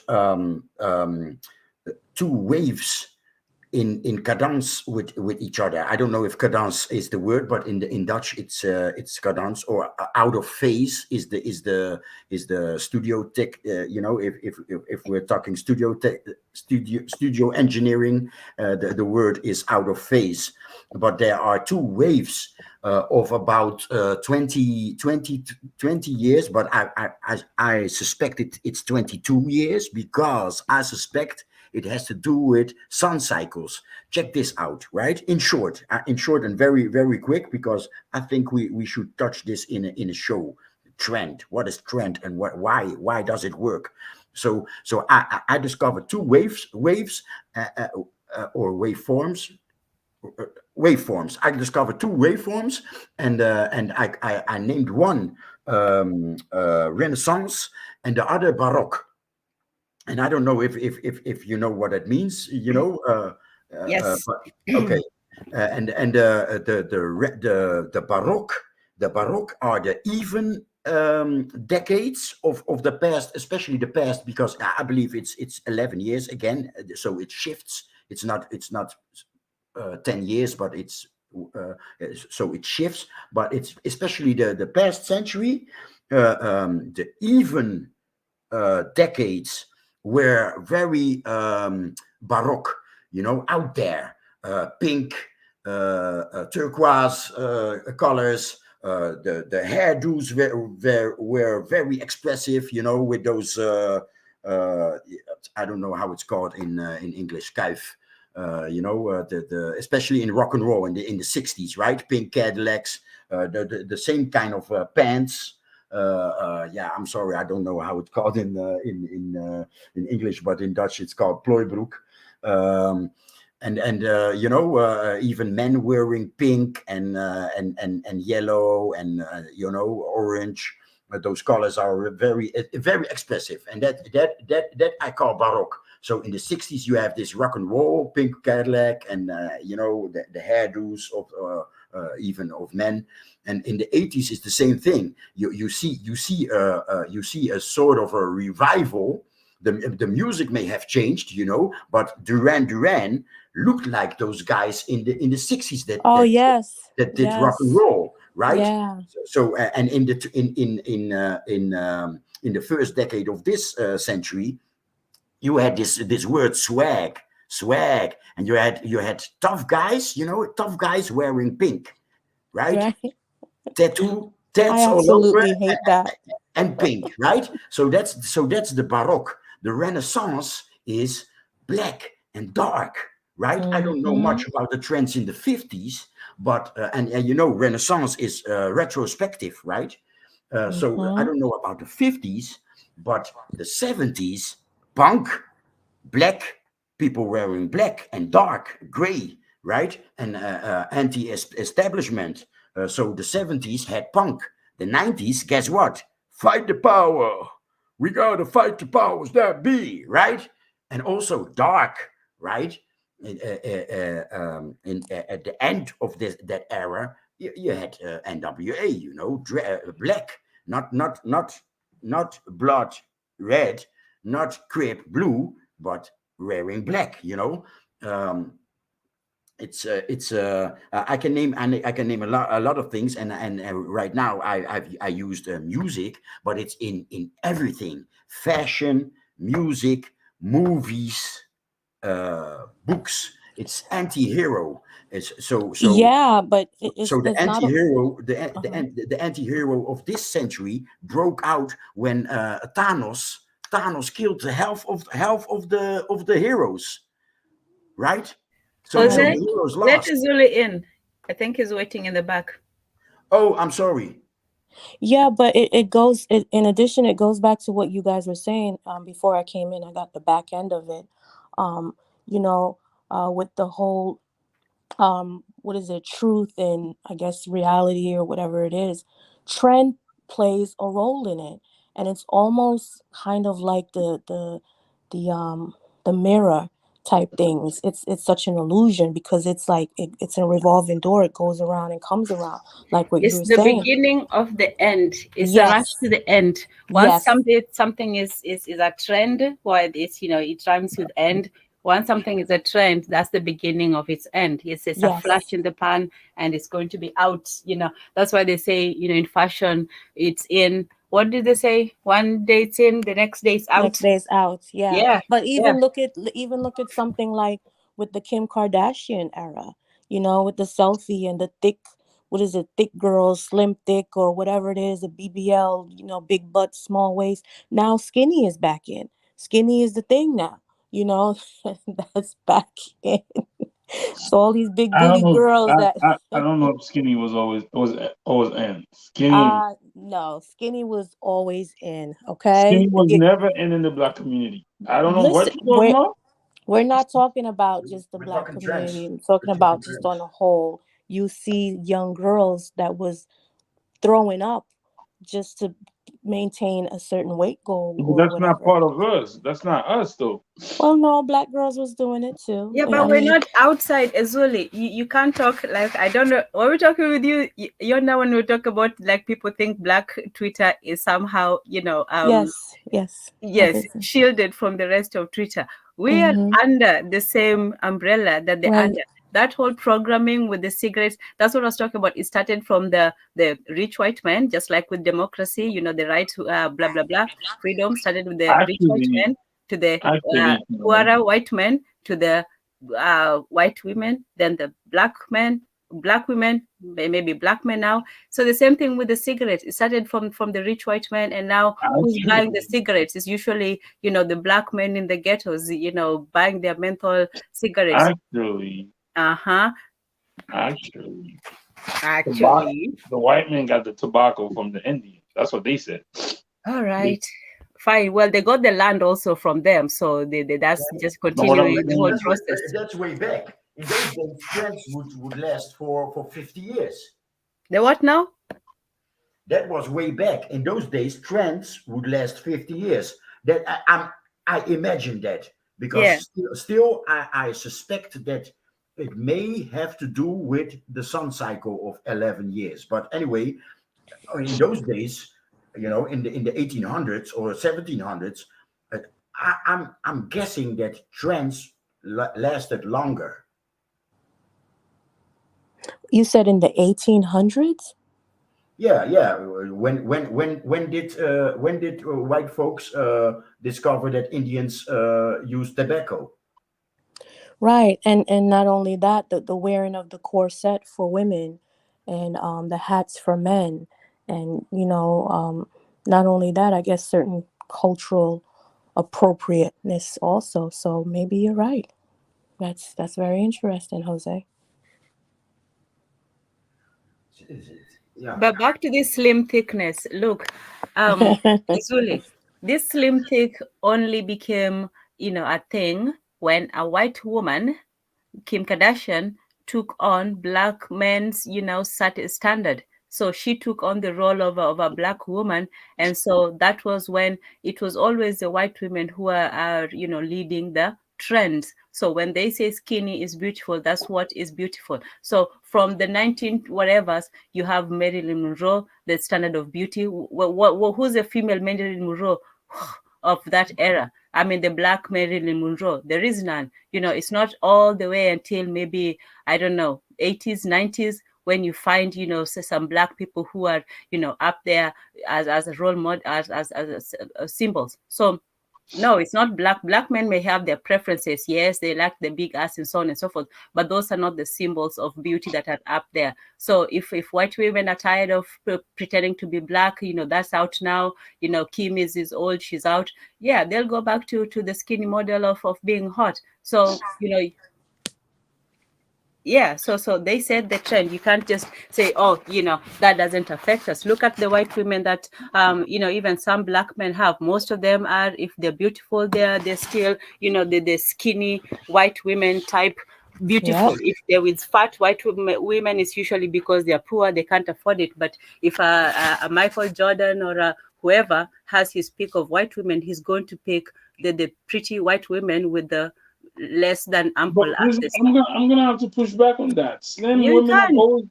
Slim women have always been what men go for. By slim, I don't mean skinny. No. No, I'm telling you. no. I'm The model, you know, and now it's called the black thing, you know, thick thighs, and yeah, a well shaped behind, you know, old white folks, old Europeans. That was the beauty standards in the, I guess, you know, Marilyn Monroe was not slim. but Marilyn Monroe was the women in back in the day were not as big as the women now. Marilyn Monroe was not a big woman, was not thick. She was just a regular person. No, No, she. but compared to their standards, she was thick. She wasn't very skinny compared to a Audrey Hepburn. I don't know if you know who Audrey Hepburn is. Um, she came in a lot of different movies, Breakfast at Tiffany's, and she's very, very, very, very thin. Or compared to Elizabeth Taylor, you know, who was come on, they couldn't compare to Marilyn. Marilyn had curves. She was thick, as we will call now, slim thick. But Yes. those Hollywood, Hold on, they hold on, hold on, hold on. Stop. You know, stop. no Marilyn serious. Monroe was not slim thick. Marilyn Monroe was between a size 6'8" in today's world. Back in her time, she was Marilyn a Monroe was six not. eight. Yes, she was a Uh-huh. size 6'8". I'm telling you, those Yes. other women that I mentioned, they were like a size 0, size 2, size 0. And remember that Look it up. the Belgian painter, I don't know, Rubens, the woman in his paintings are all thick. They are thick, if not fat. Yeah. It wasn't really until, like, I think the late 60s, some model came out. Her name was Twiggy, or she was bony. In Jamaica, we call her Maga. She was beyond skinny. And Really, that's when, like, the real, skinny if things started taking flight, you, trend, or whatever they call it, you know. Yeah, But in the 90s, it hit the bottom with those the, the women look like junkies. Yeah, supermodels, they were called. the Yeah. Yeah, but supermodels. that's what I'm saying, that all these but that's the the purpose, descriptions, man. they are of white women. It's still the white Right. women who are the But standard, whether they're fat, thin, or but whatever. They're still the that standard, and they're the ones who determine that what's is not true. Yeah, yeah, okay. Yes, yeah. they They were the trend. Yeah, markets. they make the trends. Yes, they Yep. do. Most men at those times, if you find the most men, they were not dating skinny women looking like that. No, Okay. Did true, most true, men think that Halle Berry was hot? true. Most men were not dating women like that, but the standard was that. You The know, Yeah. standard Right. for the who? marketing. Ezuli. Ezuli. For Didn't who? most black men have a big crush on Halle Berry? Yeah, probably. Yeah, but No, because she at that time met the standard of beauty, which was the white standard of being No, no, I'm not skinny. gonna let you do that. yes, true. No, no, Uh-huh. no, that's not true. Halle Berry's. If you take Halle Berry now, you put Halle Berry in 1420. You put Halle Berry in 26, 21, 30. She's still gonna be good looking. Yeah, I'm not saying that she's not. I'm saying that that She's talking was the about her body. standard of Halle beauty. Yes, Berry was I'm not never saying that skinny. Why y'all saying the Halle Berry was marketing, skinny? the she is marketing. skinny. She's not No, like, What? she's not.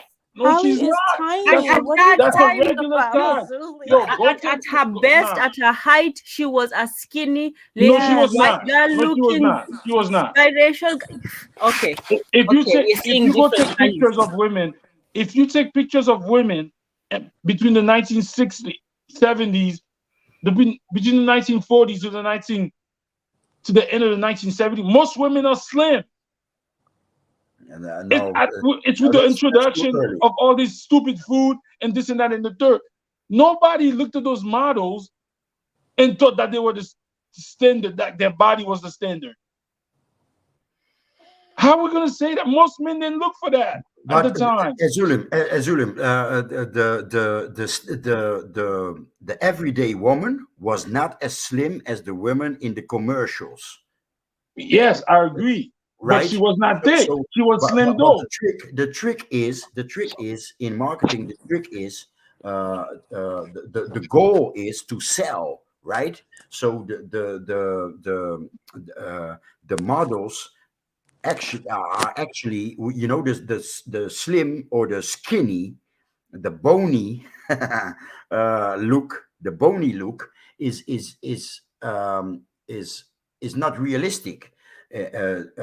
So the women, uh, the goal is to sell. So you make the trend, or you make people want something that they are not, because if thick, if you make thick the beauty standard, well, that's easy, right?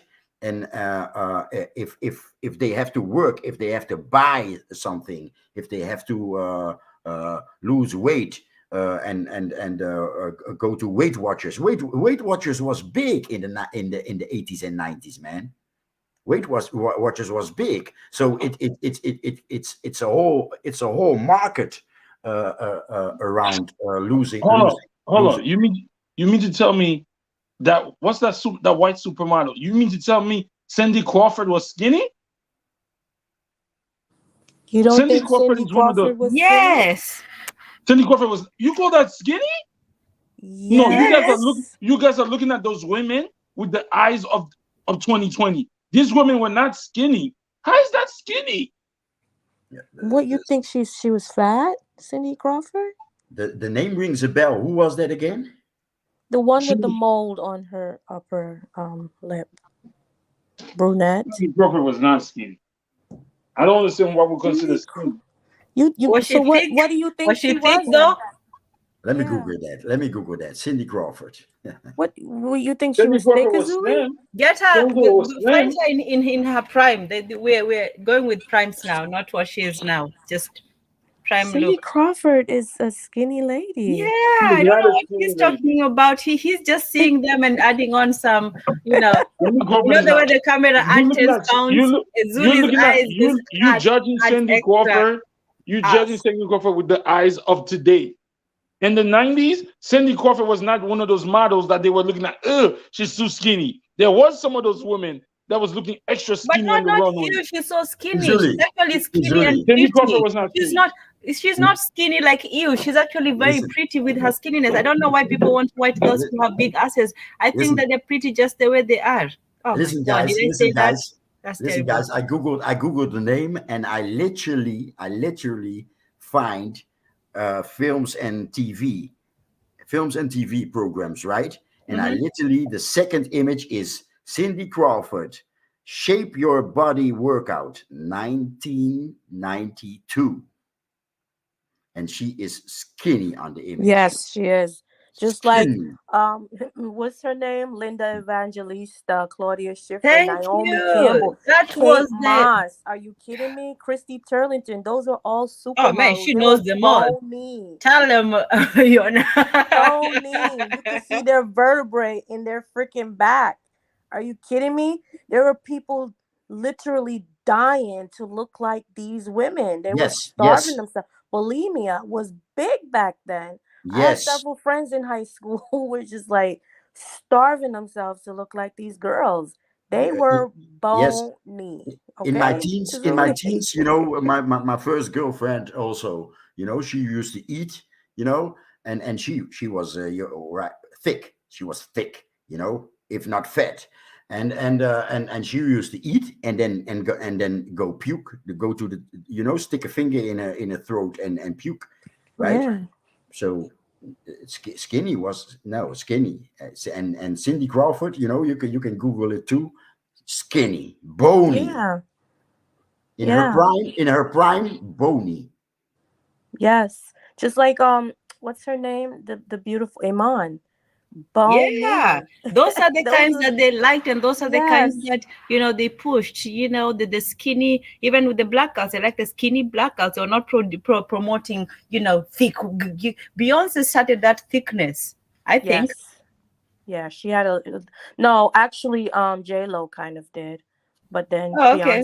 Beyonce took it over too. It just became bigger than what it was when Kim Kardashian took it and started running with it with the BBLs and all this foolishness. As you can see, Azuli, once again, it was not black women who started it. It's Right, like always their Giselle standards. Bündchen. When they say we want skinny, it's skinny. Right, If they want Giselle big, it's Bündchen, big. which And now, if is they don't want thick anymore, they're like, exactly out. it's the trend. It's the trend.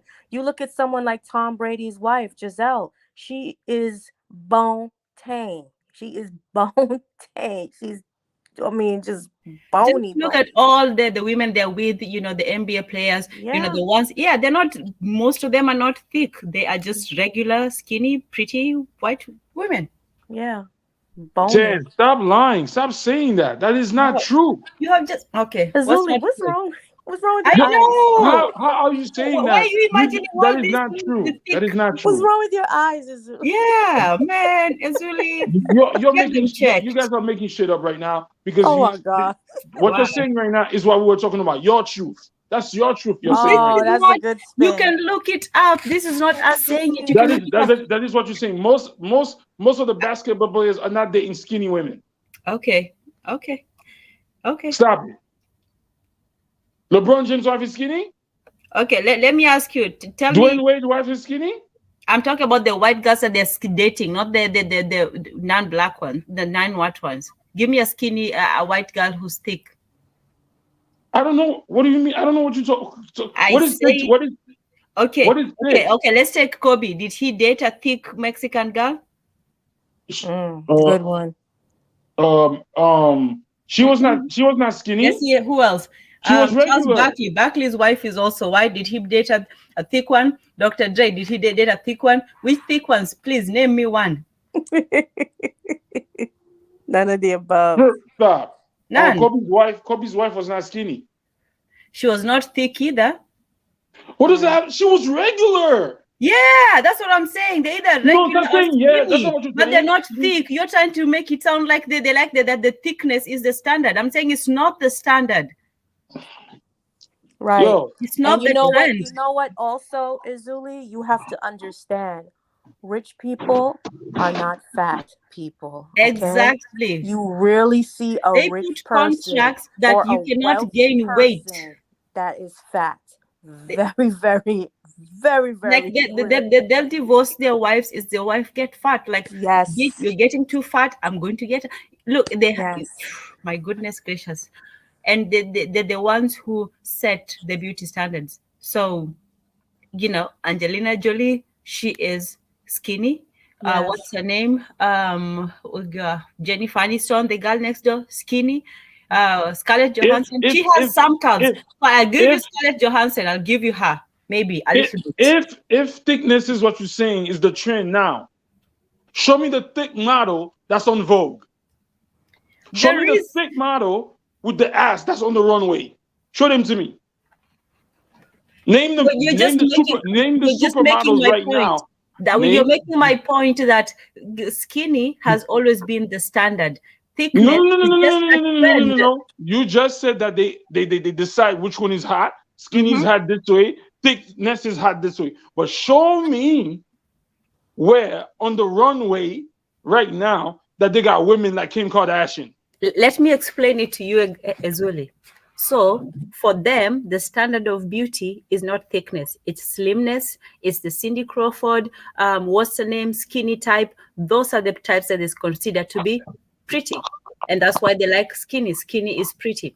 What this thickness thing that was booming the last couple of years, that was just a trend. That was not the real standard. It was just a trend. And it's a trend that they're now tired of. Now. It's over now. They're going to go back to their regular. That's what they like. That's what their fashion since eternal has been of skinniness, because that's what they consider the perfect beauty.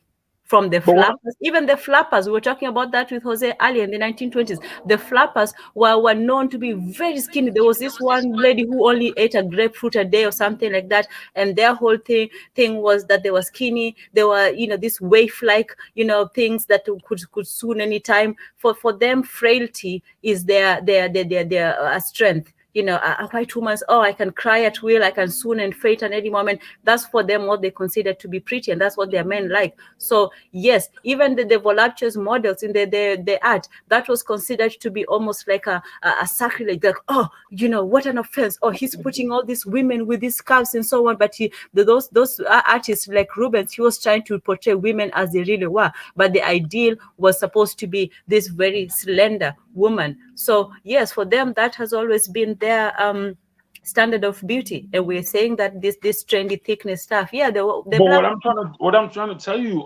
Tan, is yes, slim is always the standard of beauty for any man. Nah. okay, but I thought that you guys Maybe like the slim thickness and all that stuff. Listen.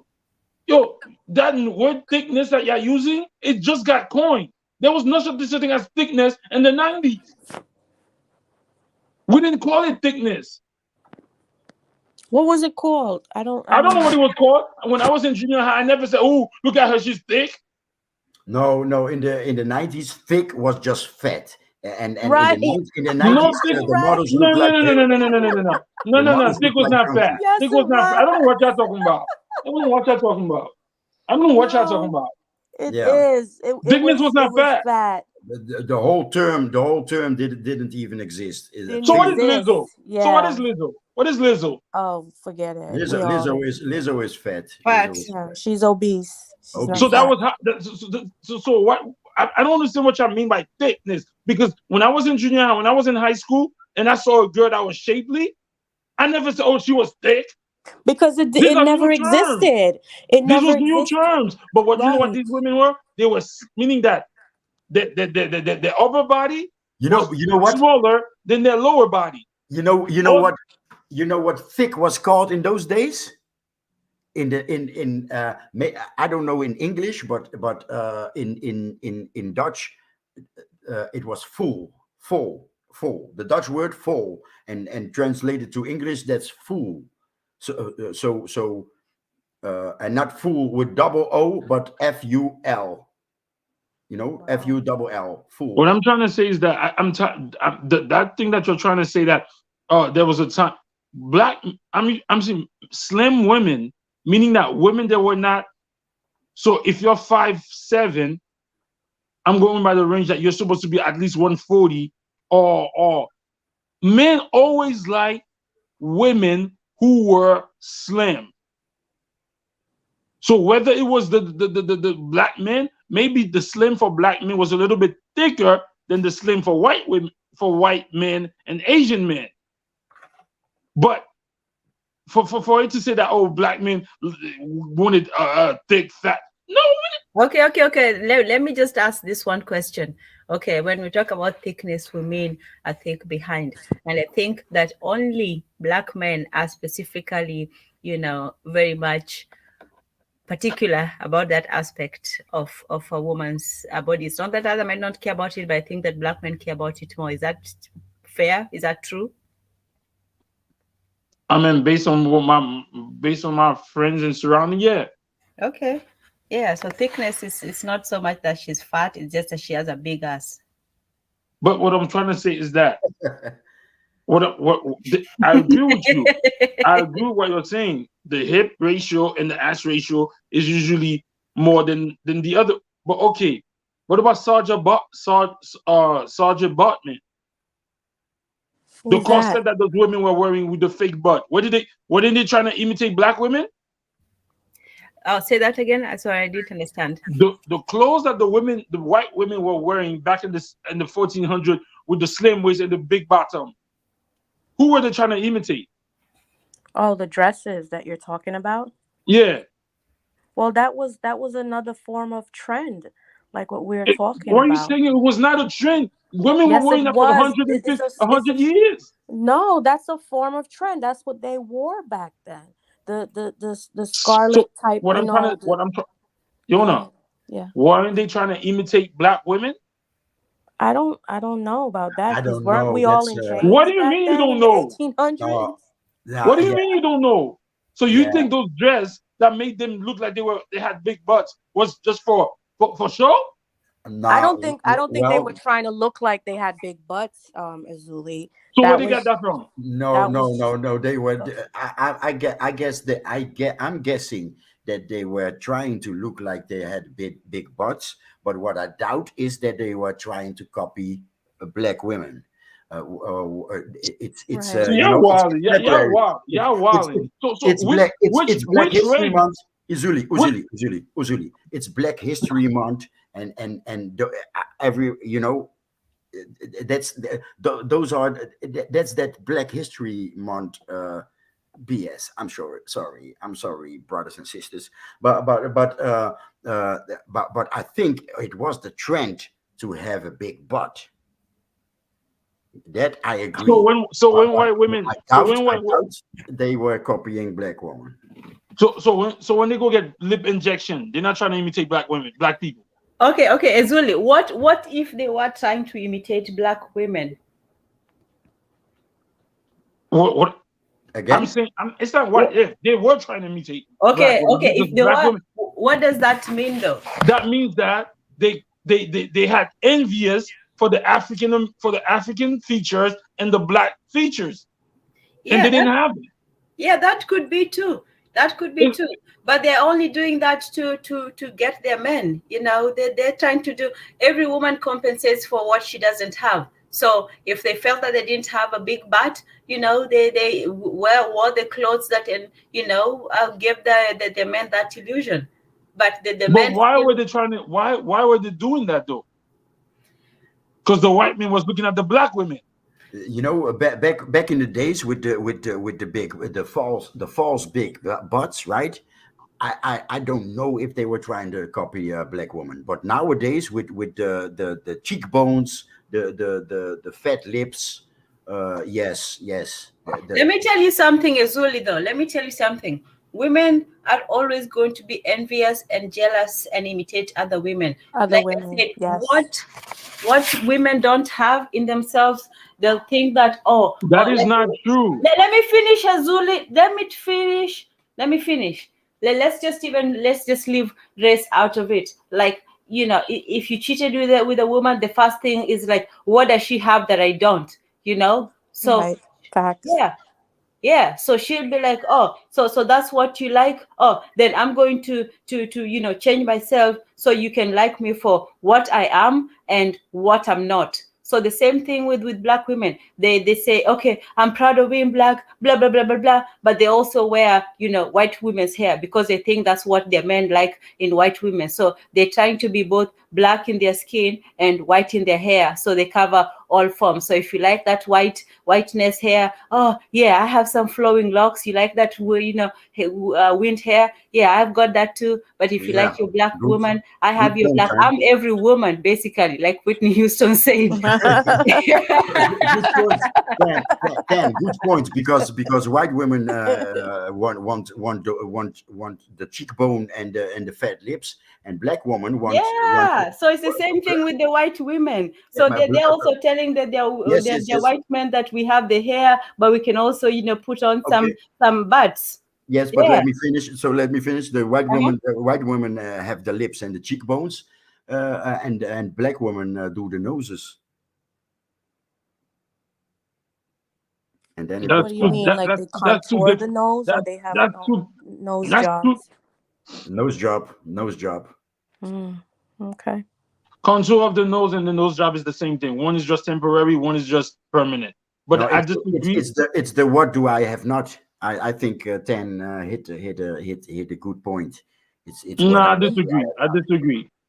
Black women imitate. Black women want to have straight hair, all of that shit, because they've been programmed to hate themselves. White That's a women good wanting to point. have ass is an envy. They always wanted that. So There's a so difference. so so white women that do surgery to have the cheekbone and the lips, is that also self hate? Yeah, it's self-hate, but it's self-hate that they brought on themselves. Black women were programmed to hate themselves. Nah, it's that it's what I mentioned. I guess it's what I mentioned earlier. What you are not is what you want to be, and That is that's actually no. what That Tan is not just true. said. Yeah, I that disagree. I actually disagree. if the beauty standard, and that's what I tried to explain earlier. Also, if the beauty standard is impossible,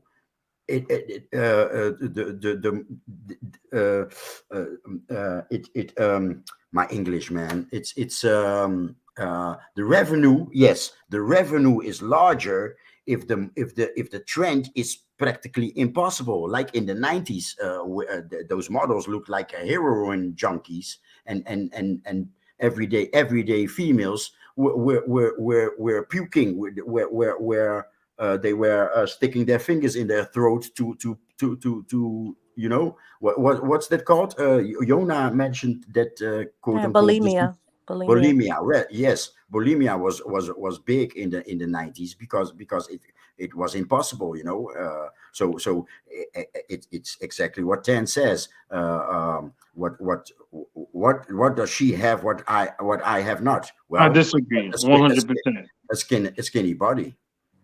But the back and forth is not cute, back and What forth. I'm saying, what I'm saying is, black women were programmed Yeah, because they're men. Hold up, let white me women finish. white women were programmed. No, no, no, no, no, no, no, no, no, Black no, no, no, women no, were no. not in Ah, the equation. The marketing was aimed at the women with money, and that was not us. I think the marketing was just aimed at anyone, um, you know, to look just a certain way. It's kind of like with the whole marketing towards feminism, too. And us women in general, we're just so impressionable, like what Tan said. What does she have that I don't have? And we are generally so hard on each other. Like, oh, you have a nicer body than mine. You have cuter tits than mine. And us women, we touch each other. You men don't do that, but we touch each other. And oh, girl, your titties today look great, or you smack each other on the butt or whatever we do. You have a firm ass. Like, these are the things that we in some sort of sick way we compete against each other, and sometimes it's subconscious that we do it. But Tan is 100% right, Zuli. It's the standard, it's the trend, it's what on a bigger stage that we have no control over. It's marketed towards everyone. So whoever gets it and whoever don't get it, they're just casualty of war. That's all it is. You know, Let me also, sorry that to whole interrupt you beauty there. thing, it's crazy. Yeah. And oh, one more thing. One more Yeah. thing. The whole thing that, that started all of this, I believe also that really pushed it over the freaking edge is this whole everyone is equal. Everyone is equal. But what they're not realizing is there's a whole standard to that equality that we're trying to look up to be. And that is what Tan is saying. And I believe Jose also is that white standard. We're equal to what? To them, to their beauty, to their shape, and whatever else. That's what they're saying, Zuli. Yep. And lately, funny enough, I don't know. I don't know if it's the same where you live, but here in the Netherlands, it, I mean, so many. I don't watch that much TV, but there's so many black models. It's incredible in all in so many commercials. You got, of course, it's mixed couples, most of the times. 99 out of 100, it's mixed. It's a mixed Well, couple, not to but cut you there's with so that. many black folks in commercials, and maybe that's also aimed at white folks. Like, what do I have not, right? No, no, no. Jose, it's actually Joe Biden said it a couple of months ago. That people in certain black organizations were pushing for um, equality. So that's what they gave us, to put us in more movies and more commercials and all this foolishness that. So A he came representation. out and I said it. It was something. He came out and okay, but actually said it. yeah, Yeah. I'll just interrupt you there for a second and say it's actually the Indianization of Black people. You see, when Yes. and that is why The Shining, you know, I saw that movie, but not by choice. But anyway, I had more reviews. It's one of the most reviewed and analyzed films ever. But in any case, so in The Shining, I'll send you one of the many analyses on it. But when when a civilization is dead or near dead, it starts with the demonization and all these people are bad, bad, bad. And then after you're done with the demonization, where there's not enough of them, now you start the I don't know how to call it, like you make them into these historical noble figures. So with the Indians, when they used to describe in the history books that the Indians were these savages, these cruel crazy people who were just there, you know, doing crazy things. And so they just demonized them through and through, and they felt it was their duty to wipe these savage idiots out. And then after they had been almost, you know, wiped out and they had taken their land, now suddenly they're noble people, you know, they're great, they had wonderful traditions and so on. They named their football teams after them. Now they're the Redskins and the Indian who's crying a single tear. So, you know, they once they start doing that, once they start worshiping you, that's the time to start running. But in any case, so in Europe, they love the idea of, you know, the true black, dark, you know, Africanized beauty. You know, they love the tall, skinny, but they're still they're still dark, but they're still European beauty. Time That to worry. Time to worry. yeah, time to worry. So that phase is a worrying phase.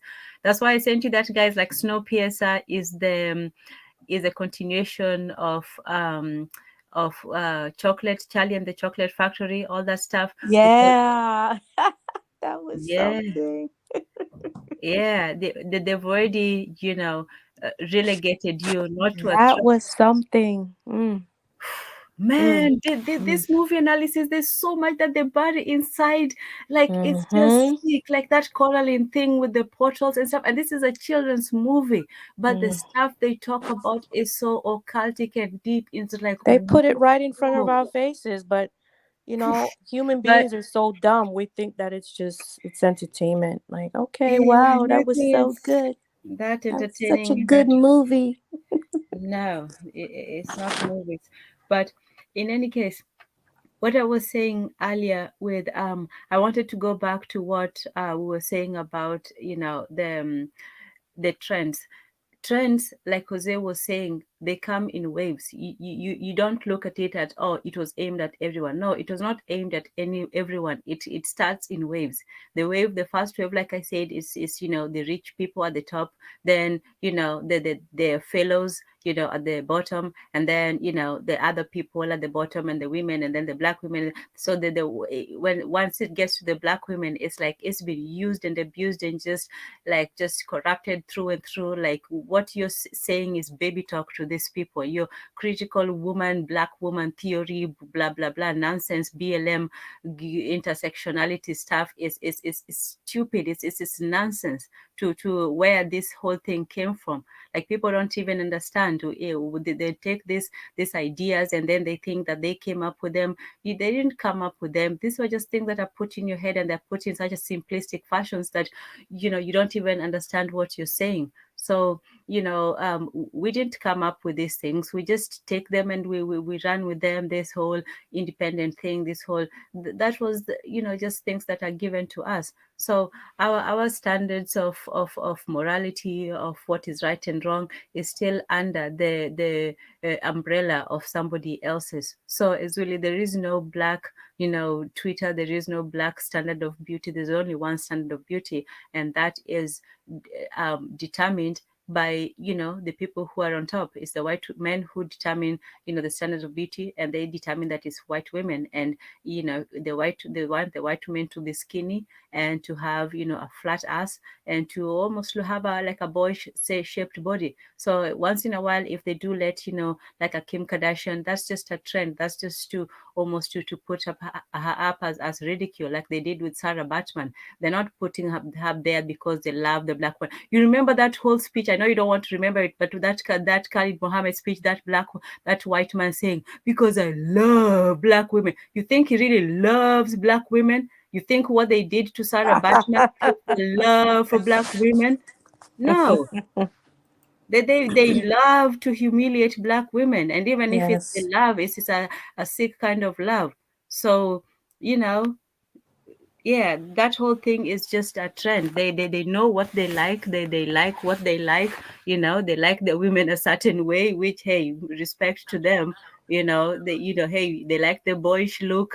That's cool. So for you might say, oh, it's always been, oh, men like slim women. Yeah, they like slim women, but your version of slimness is very different from what the white man considered to be slim. Slim, yes. He wants Very true. skinny, not just, oh, she's in shape.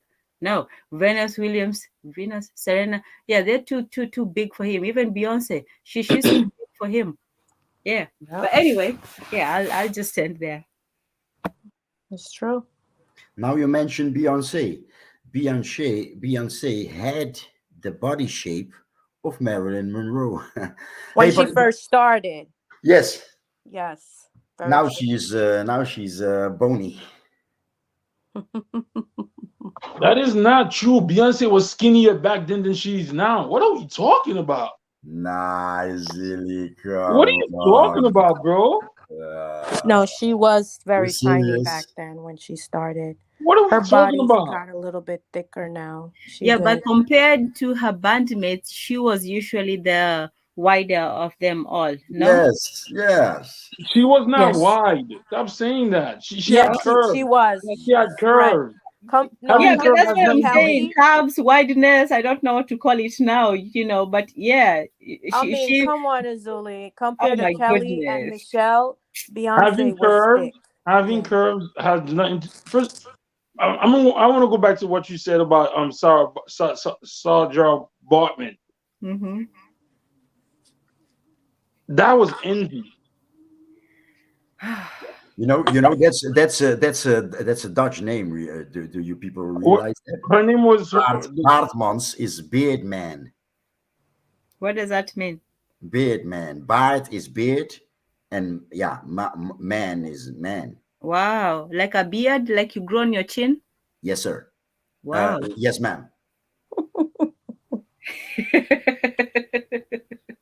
You know, Man, that is don't crazy. underestimate. Don't under. People underestimate the power. Or how powerful the Dutch were in those days, and maybe even today. Yeah, Yes, English. sneaky little. English word. They're Yeah. sneaky. Yes. Nowadays the world is English, but I guess back then, Dutch folks were setting trends. But you know what was so clever about not having, your language be the universal language is that you can conduct your affairs in secret. Yes, yes, yes, yes, yes. Done in the dark. And we will surely touch that in future shows, because in this show we are digressing major. We are digressing big time. But, Yeah. but I like the conversation. I like the subject. I do too. Well, it's all along the occult line. Yes, yes, So yes. it's very, very broad, but it's along the same line. But Azuli, I can take you to the eye doctor tomorrow if you want. Please, Yona, please do You the don't need to world take me to a the eye I'll doctor. favor. accompany you, Azuli. You coming for what? For saying what? Like Beyonce wasn't I thick. don't think. Everything. Beyonce Yeah. was not thick. Okay. Back then, Beyonce was not thick. That was regular. Are you saying? Okay. Are you saying? Are you saying? What's her name was thick too? What's the Who, Tony Kelly? Braxton was thick? Tony Who? Braxton was regular. That's the regular woman, black woman shape. What are we talking about? But Tony Braxton is Beyonce is thicker than Tony Braxton. Tony Braxton Oh was my just like a God! No, she's skinny. not. Tony Braxton is like Halle Berry. No, she's not. No, Halle Berry is bony compared to Tony Braxton. Tony Okay. Braxton Tony Braxton in that sexy clip where she has the white cat suit. Oh my God! Oh my goodness, that is a good song too. The one with all the men, and then they're just ogling the men, The and song all the is men. so that song is so effing horny. Yes, it is. Oh my, I can't lie. I and can't and lie. and and It's and, and, and she in that white cat suit, oh, What song is that? oh man, that you're has getting me high. I Oh, can't okay. sing, Her sorry. biggest song. Huh? yeah, What? Yeah. Yeah. Okay. Yeah. Wow. Oof. That was a long time ago, wasn't it? but Yeah. that has been the shape that that has been the standard until now. You guys say it's over now. We're going back to thin, but to skinny. How Tony Braxton probably looked. we haven't seen her for a long time, so she probably Look, That Jose. was When that we, was we we talk about these people, we're talking about them in their prime. So at their best, that's what we're thinking about. We're not thinking of them right now with however. Whitney Houston will always be Whitney Houston in that leather jacket with what is it? You know that song where she was a bad girl and she was like I oh yeah, oh want that's that song. somebody. I want to feel the Oh, heat. yes. Yeah, that's how Oh, you remember them. Yeah, not when she was like all, yeah. okay, No. that's your Whitney Houston. My Whitney Houston is No, but Tony back then, she was skinny like a Halle Berry skinny. Yeah, that's what I was saying, Yeah, Yona. because I I'm was watching the saying video right that. now. She's bony like Halle was. That was the standard for I was back saying then. she was more of a Halle. Yeah. what's the title? What's the title? I need to put him. I need to put it in a You're playlist. making me high. You're You're making me making me high. high. All Tony right. Braxton in the cat suit. She was like Halle Berry skinny, very very skinny. Her arms, Maybe everything. I Yeah. feel maybe my mind is playing tricks on me. But This is really Azuli, high. you're forgetting also Azuli. Halle Berry started off as a model. She was a model before she went into acting, so she was very thin. I didn't bring nothing about Halle Berry. Tan did. No, I'm just saying. I mean, what you That's guys are very saying is that skinny. no, they're not skinny. They're skinny because all of y'all are fat nowadays. We all fat. You're using eyes of today to judge people back then. Oh man, Azuli, that's about Tony 118 pounds, Tony Braxton 120 is pounds. skinny. Okay, like that's pretty thin. You Azuli. No, can it's not. see. You know why? Because this is not. I'm telling you. Oh my God! All right, whatever. One day, 200 years from now, they're gonna say Lizzo was skinny too. But you see what the mind does to keep it to keep it Black Pentagrammer. You see what the mind does. I had stored her in my mind as kind of thickish, and I'm looking at somebody. I can see her bones through her Yes, tits. I can see Tony her bones Braxton, right? through her tits. You've all been programmed. Yeah, Welcome to the see? programming the mind and the eye. Yeah. Tony Look at Braxton how was. tiny she was. Tony She Braxton was is not very skinny. tiny. I'm counting Oh. her ribs. I'm counting her ribs right now through her You breast. program your mind, Azuli. You program your mind. No, If your you look, program. eye. Your if you look at program. the Your eye. video, Your Your eye. program. Your Let's see. program. Your program. Because if when Tony Braxton was that age, when I was 16, 15, I was looking at those curves. Tony You are Braxton was not skinny. imagining those curves. You are I'm not imagining imagining. it. Go watch that video, breathe again. Go watch the video, breathe I'm going again. to Tell me watch I was it. skinny. You guys are just watching the show because all black people are so fat now. They think being fat is thick now. Yes, truth. Hey, but how did we get to this subject, people? It's trends. Trends. Yeah. Well, how did we get to the trends? Yeah. The standards y'all talking about was never. If that was the truth, if their standard of beauty was the beauty that we all follow, maybe the black woman followed that standard of beauty. Black men never did that. No, truth, 100, because that explains why I stored her as being thick and while she's bony. Right. She's Yes. not bony, bro. You She's watch it with your bony, eyes of your. Zuli. Oh She's my very god. tiny. She looks like she's about 118, being 120 tiny, pounds. being tiny and being skinny is not the same thing. So if you saw Tony Braxton, But if you saw Tony Braxton when she was that age, you would have thought she was starving herself. No, you wouldn't. You guys are just Tony Braxton was not skinny. Go watch that video Till I Breathe Again and tell me that was skinny. Because you know what? 200 years from now, y'all gonna tell me Lizzo was skinny.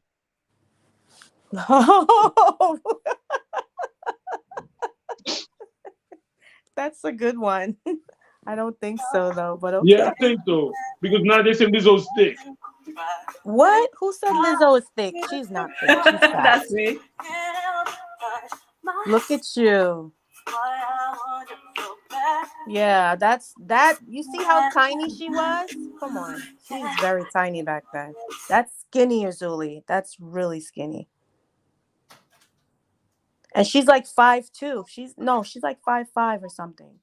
Well, dang, everybody looks short, taller than me. Watch the men in the clip. You know, the clip is not aimed at black folks. I am watching the men in the clip. the clip is aimed at no matter who, you know, Asian, European, African. The clip is aimed at everybody. So if she was thick, I'm guessing Asians and Europeans wouldn't cater to the clip, you know. Yes. Yeah, she was tiny. She was very tiny. Tony Braxton was skinny. Y'all wilding. That's which high blood pressure. Oh my god, that was Tony Braxton and Brie was skinny because her collarbone was showing. That's how you're supposed to look. No, she was very tiny, Zuli. No. You know what's speaking right now? Stop using your beauty standards on regular women. Nobody mentioned collarbone, bro. What are you talking about? That's what they saying. Look at y'all wilding. We're not saying that she is unhealthy. You can be skinny. You said she was skinny. Stop it. Black people don't look at skinny as being healthy. Stop. Okay. Then skinny, if that's a bad word, let's say she was thin. She was thin is not a good thing. Slim is what it is. Okay, what's better than skinny? How do you say not thick, not fat? How do you say that then? Yeah, but slim. Okay, she was slim. How about that? I think that's the best. You know, she was slim. Now, yes? Braxton was skinny.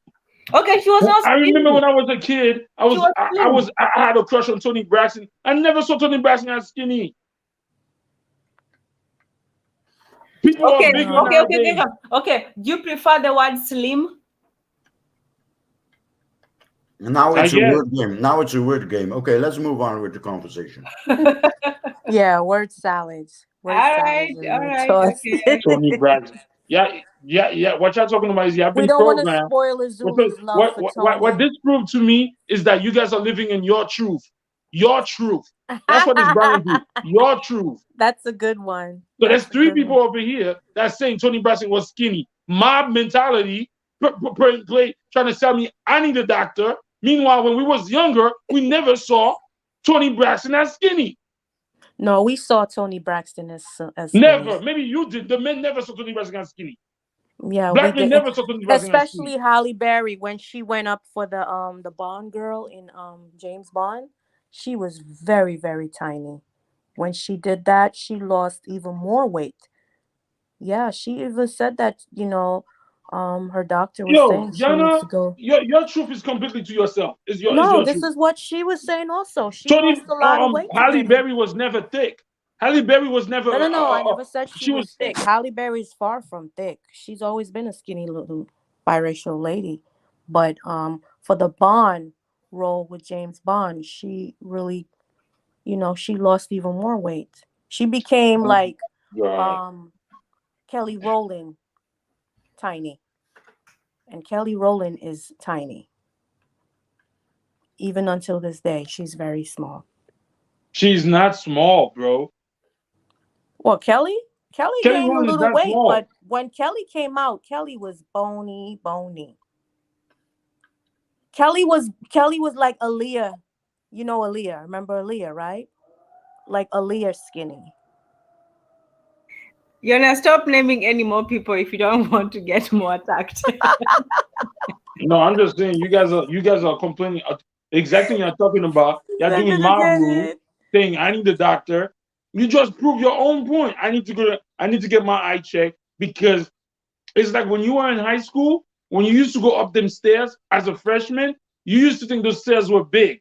When you go back now as an adult, those stairs are not as big as they were. I mean, I get it.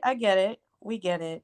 But like what you said, maybe that is true. Maybe we are just living in our own truth or our own reality of whatever it is that we see, or whatever, Uzuli. I can agree with you with that. So I take back what I said about going with you to the eye doctor. Okay, What No, I you because can, don't. that Don't try what to I don't try can to play me guarantee right now. you, that has Don't some try to truth patron. to it. Don't try to patronize me. Stop. Stop. what No, I that don't. has some truth to it Nah, though. stop it. Liar, lies, cap.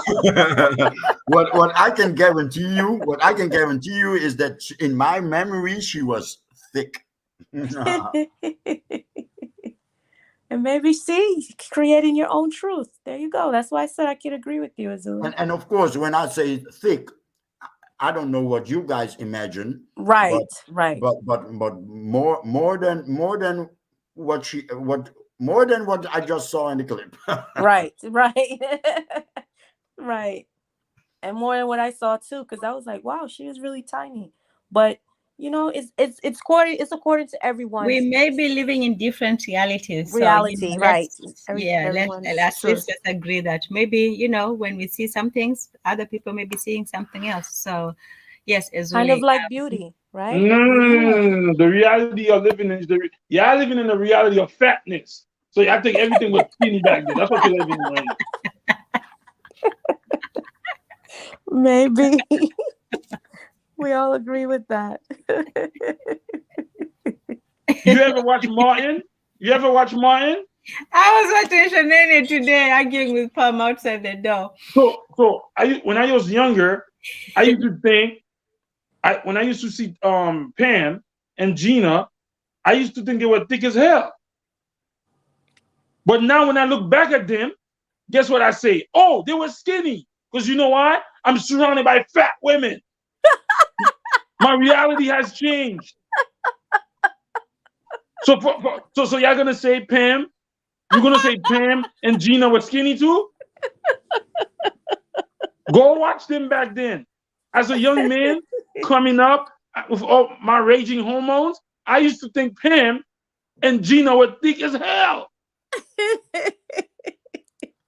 You know what? For that time frame, they probably were thick as hell. But now, you're right. That's what I said. You're right, Azuli.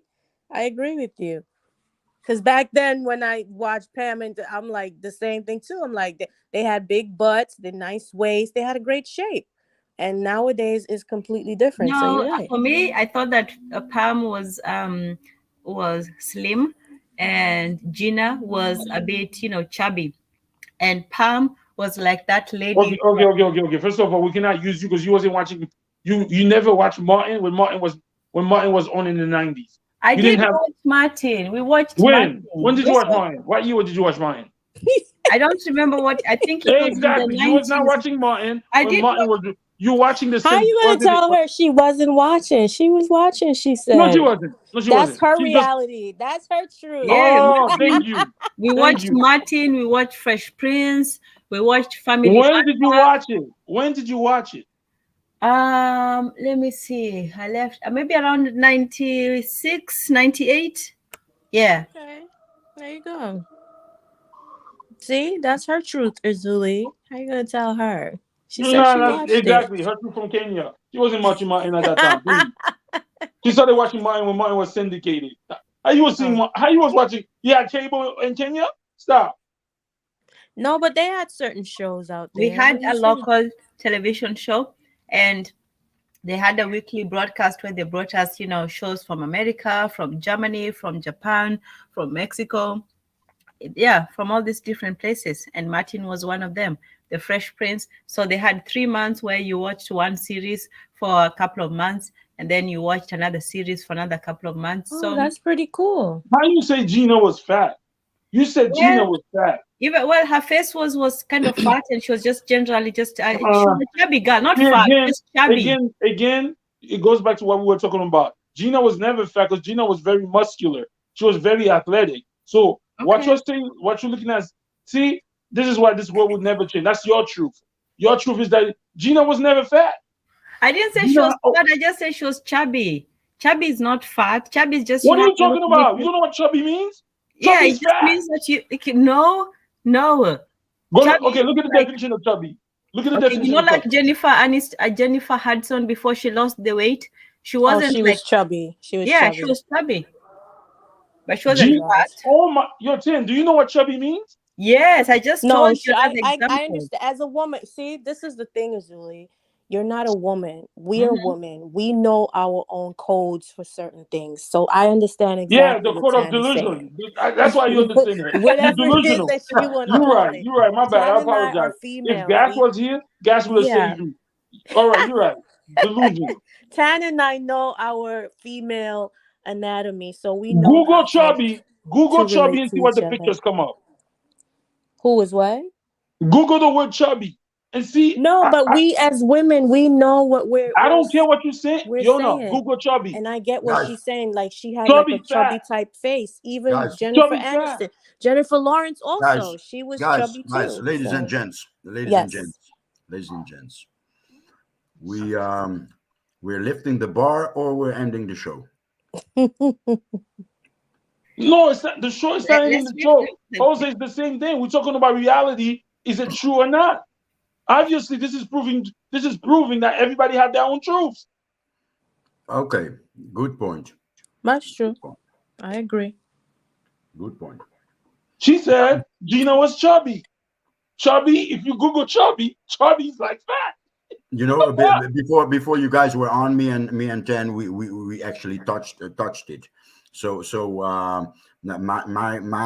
where I stand is there's only one reality, and everybody has his own truth.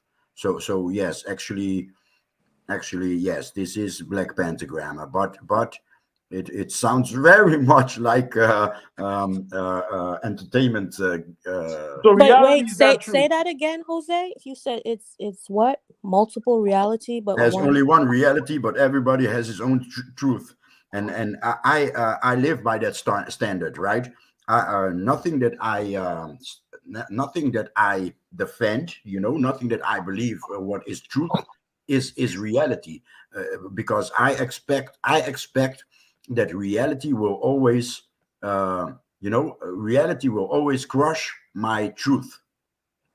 And you know that is so interesting Yeah, because Tony you can have Braxton, the video clip just crushed my truth. She is not thick; she's skinny. right, she's very skinny, but you can it's a lot of truth to what you're saying, or reality, whether, because you can have a mother and father and a siblings, brother and sister in the same house, and they all have different truth to how they were raised by their parents, you know, or the husband or the wife might have different truth to how their relationship was or is to each other. So that's very interesting point of view, that it's only one reality, but we all have different truth. And I think that might be that might be spot on. That may be something to that, for sure. But is it really truth though? I mean, is it really reality?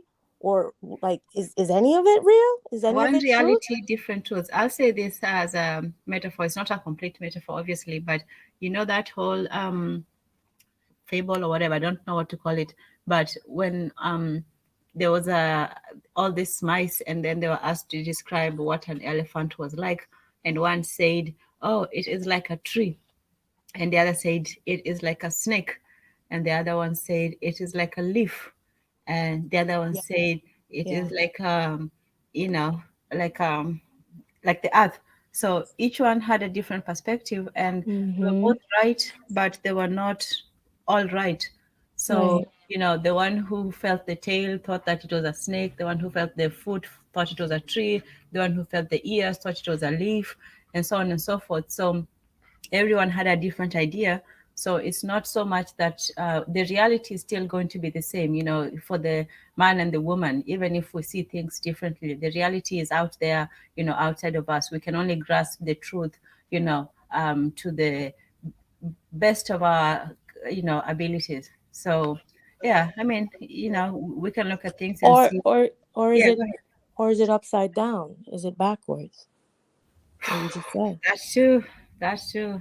So many distortions, but so those are the questions we have to ask. Is they're not easy. They're not. The answers are not going to be uniform or standard. But everyone Yeah, will that's come so to their true. conclusion. But the reality is still out there, like the truth, Mm-hmm. X File style. Right? Yes. That I was about to say that's so true.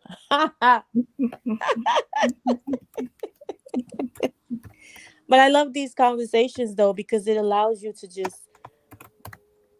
um just really think things through. And even like when I get off of this, I really before I go to bed, I always think about what you guys say because it's just so powerful and it's so different. It's very refreshing. So these are things that people really need to sit back and really think through, and maybe probably along the way a lot of what we have learned we need to unlearn because we have yet to really go down the rabbit's hole to see what's truth or reality as of yet. It's Yeah. very interesting. Never believe yourself. Yes. Mm, that's a big one too. I think I'm gonna get that quote, Jose. I'm gonna put it on my wall. But I'm gonna Tony put Braxton is not thick, Jose. it. I know that's right. Oh my goodness. I had my genuine moment, so we all have to come to realizations from time to time. No Yeah. sacred cows or bulls.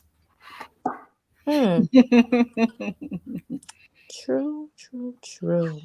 100%. What do you guys think? We call it a day, or we continue?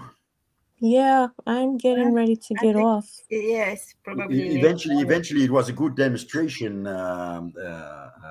Me and Ten started with sort of explaining what Black Pentagram is, what we have done, and what to expect in the future. And I find this session was very refreshing to me. Yeah, Yes, Yeah.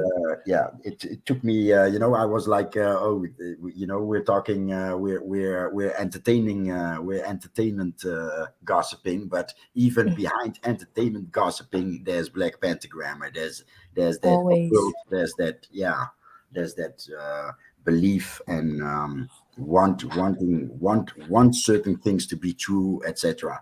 I yeah what what do we what do we do? Everybody has his closing words.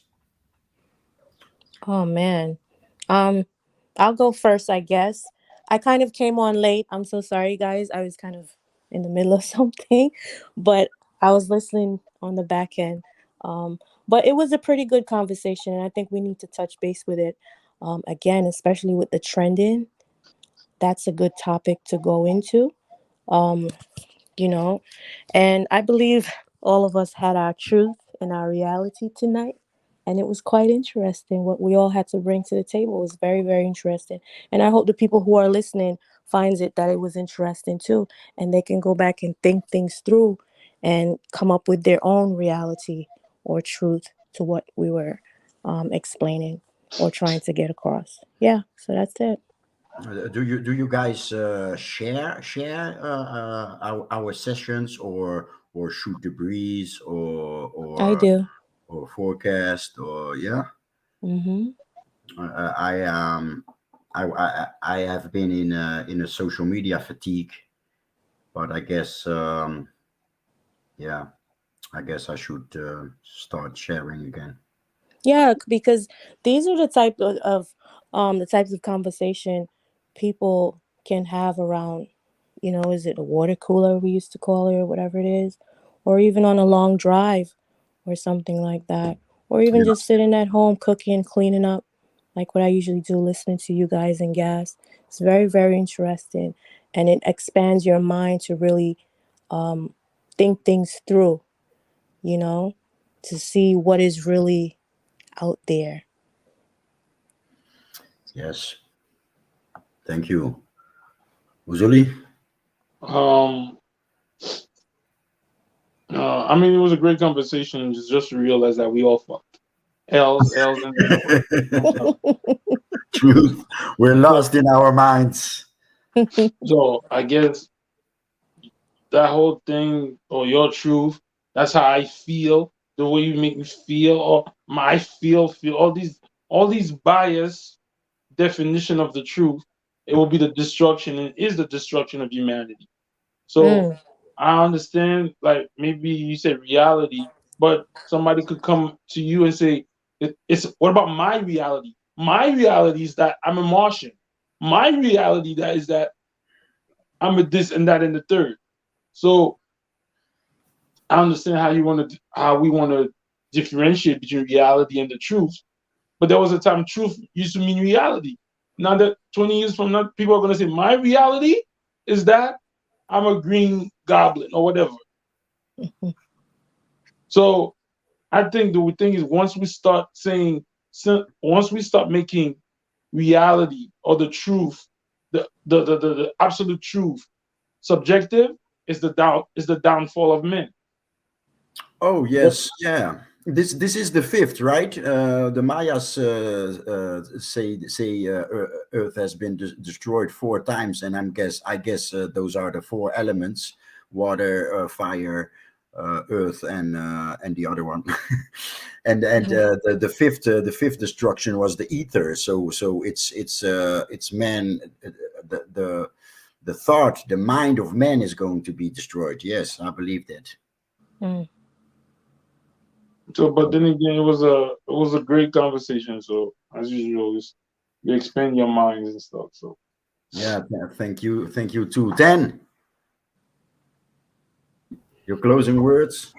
Oh, yes, it was an excellent conversation. Thank you, Jose, for being a great host, and Ezuli for your anti-fat passion, and Fiona for always being graceful and nice, and helping me, you know. Yes.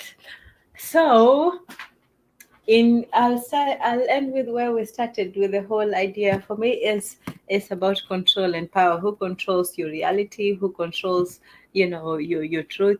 I am not for this subjectivity of truth, because it basically says that anybody can make themselves the king of the universe, and you know we can't all have our own separate different ways. There has to be some form of foundation for who we are as a society.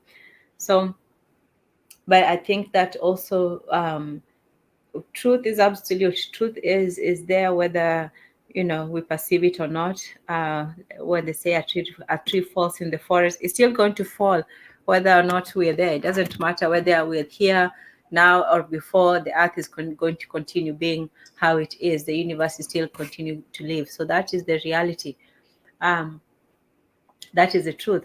But our perception of reality can be manipulated. It can be manipulated through propaganda, and that's what we're talking about, with the cigarettes, with the propaganda and marketing of cigarettes. And when Jose was talking about the waves and the cadence, that's what it is. It's not a trend. It's not something that is just given to people all at once. It is actually something that is meant to trickle down. It starts from the top and it makes its way all the way down. The same thing with fashion, the same thing they were talking about, or the trickle down economics with the Reagan and so on. So basically, they want to give you what they have used up, and that's what a trend is. By the time that people know what the trend is, it's already at its end. So it's sort of this way, like with black people, it acts the same way with blacks as with whites. When black people take on these white designer labels, by the time they get to Gucci, the white people are like, the blacks have it now, it has cheapened it, they have cheapened it. And the same way with blacks, when white people start talking all this black slang, when black people are like, oh, it's on fleek. By the time white people start saying fleek, like the black people are just like, man, that stuff is done. When somebody else starts using it, it's gone. So that's the trend. By the time that trend is acknowledged as a trend, it's already at its end. And so trends are simply manipulations of our a need for consumption, for this showing off of what we have. And it starts with the people at the top. They need to show how rich they are, and it's the people at the bottom need to show that they're not poor. They want to deny their own reality. So poor people will put on these fake masks of fake luxury. They live in have knockoff brands of designer things, just to try to show to people that they're not poor. So they're trying not to show that they're not poor, while the rich are trying to show how rich they are. So the rich are trying to enhance and exaggerate their reality, while the poor are trying to deny theirs. But in any case, so we have to understand that propaganda is just the manipulation of our reality. It's with the media, it's music, it's all these things. It's with the architecture. That's what you're saying, that people simply see the outside appearances when it comes to the music. Oh, Illuminati this. But it's not just with that. It's with the architecture, it's with the economy, it's with the politics, it's everything. It infuses our life so much that to start seeing the esoteric, which is simply, and the occult, which is just the hidden, it's just to see the underlying truth, and not to simply be deceived by the masks. So yeah. That's my summary. Thank you very much. This this show really surprised me, because I was sleeping. I thought it was We woke you up. yes. I thought we were gossiping, and we were I thought it was becoming slippery, and and it was not. We were 100% in the material that we touch. It's that, maybe it's that I was a bit nervous, and so to me there was a contrast in the introduction of this session to where we landed, and so yeah, so to me, I thought we were digressing, but certainly we were not. And I want to thank you guys for doing what we do best, and that's sharing our minds. And I hope listeners enjoyed it. In my list, in my subscribers are from Dutch hip hop, Cape Verdean hip hop, and I don't know. Of course, Jola, a tribe in southern Senegal, because of the material that I have uploaded. Those are the videos that are most viewed. And I hope you guys liked it too. But this is where this channel is going. Thank you, and to the Black Pentagrammer crew, till next week. Yes. Bye-bye. Okay, bye. Good night, good evening, good morning, where you are. Yes. Like, share, and subscribe. Yeah. Lol. Lol, what? Lol. Laugh out loud. Oh, okay. All right. Bye. Peace, guys. Later. Peace.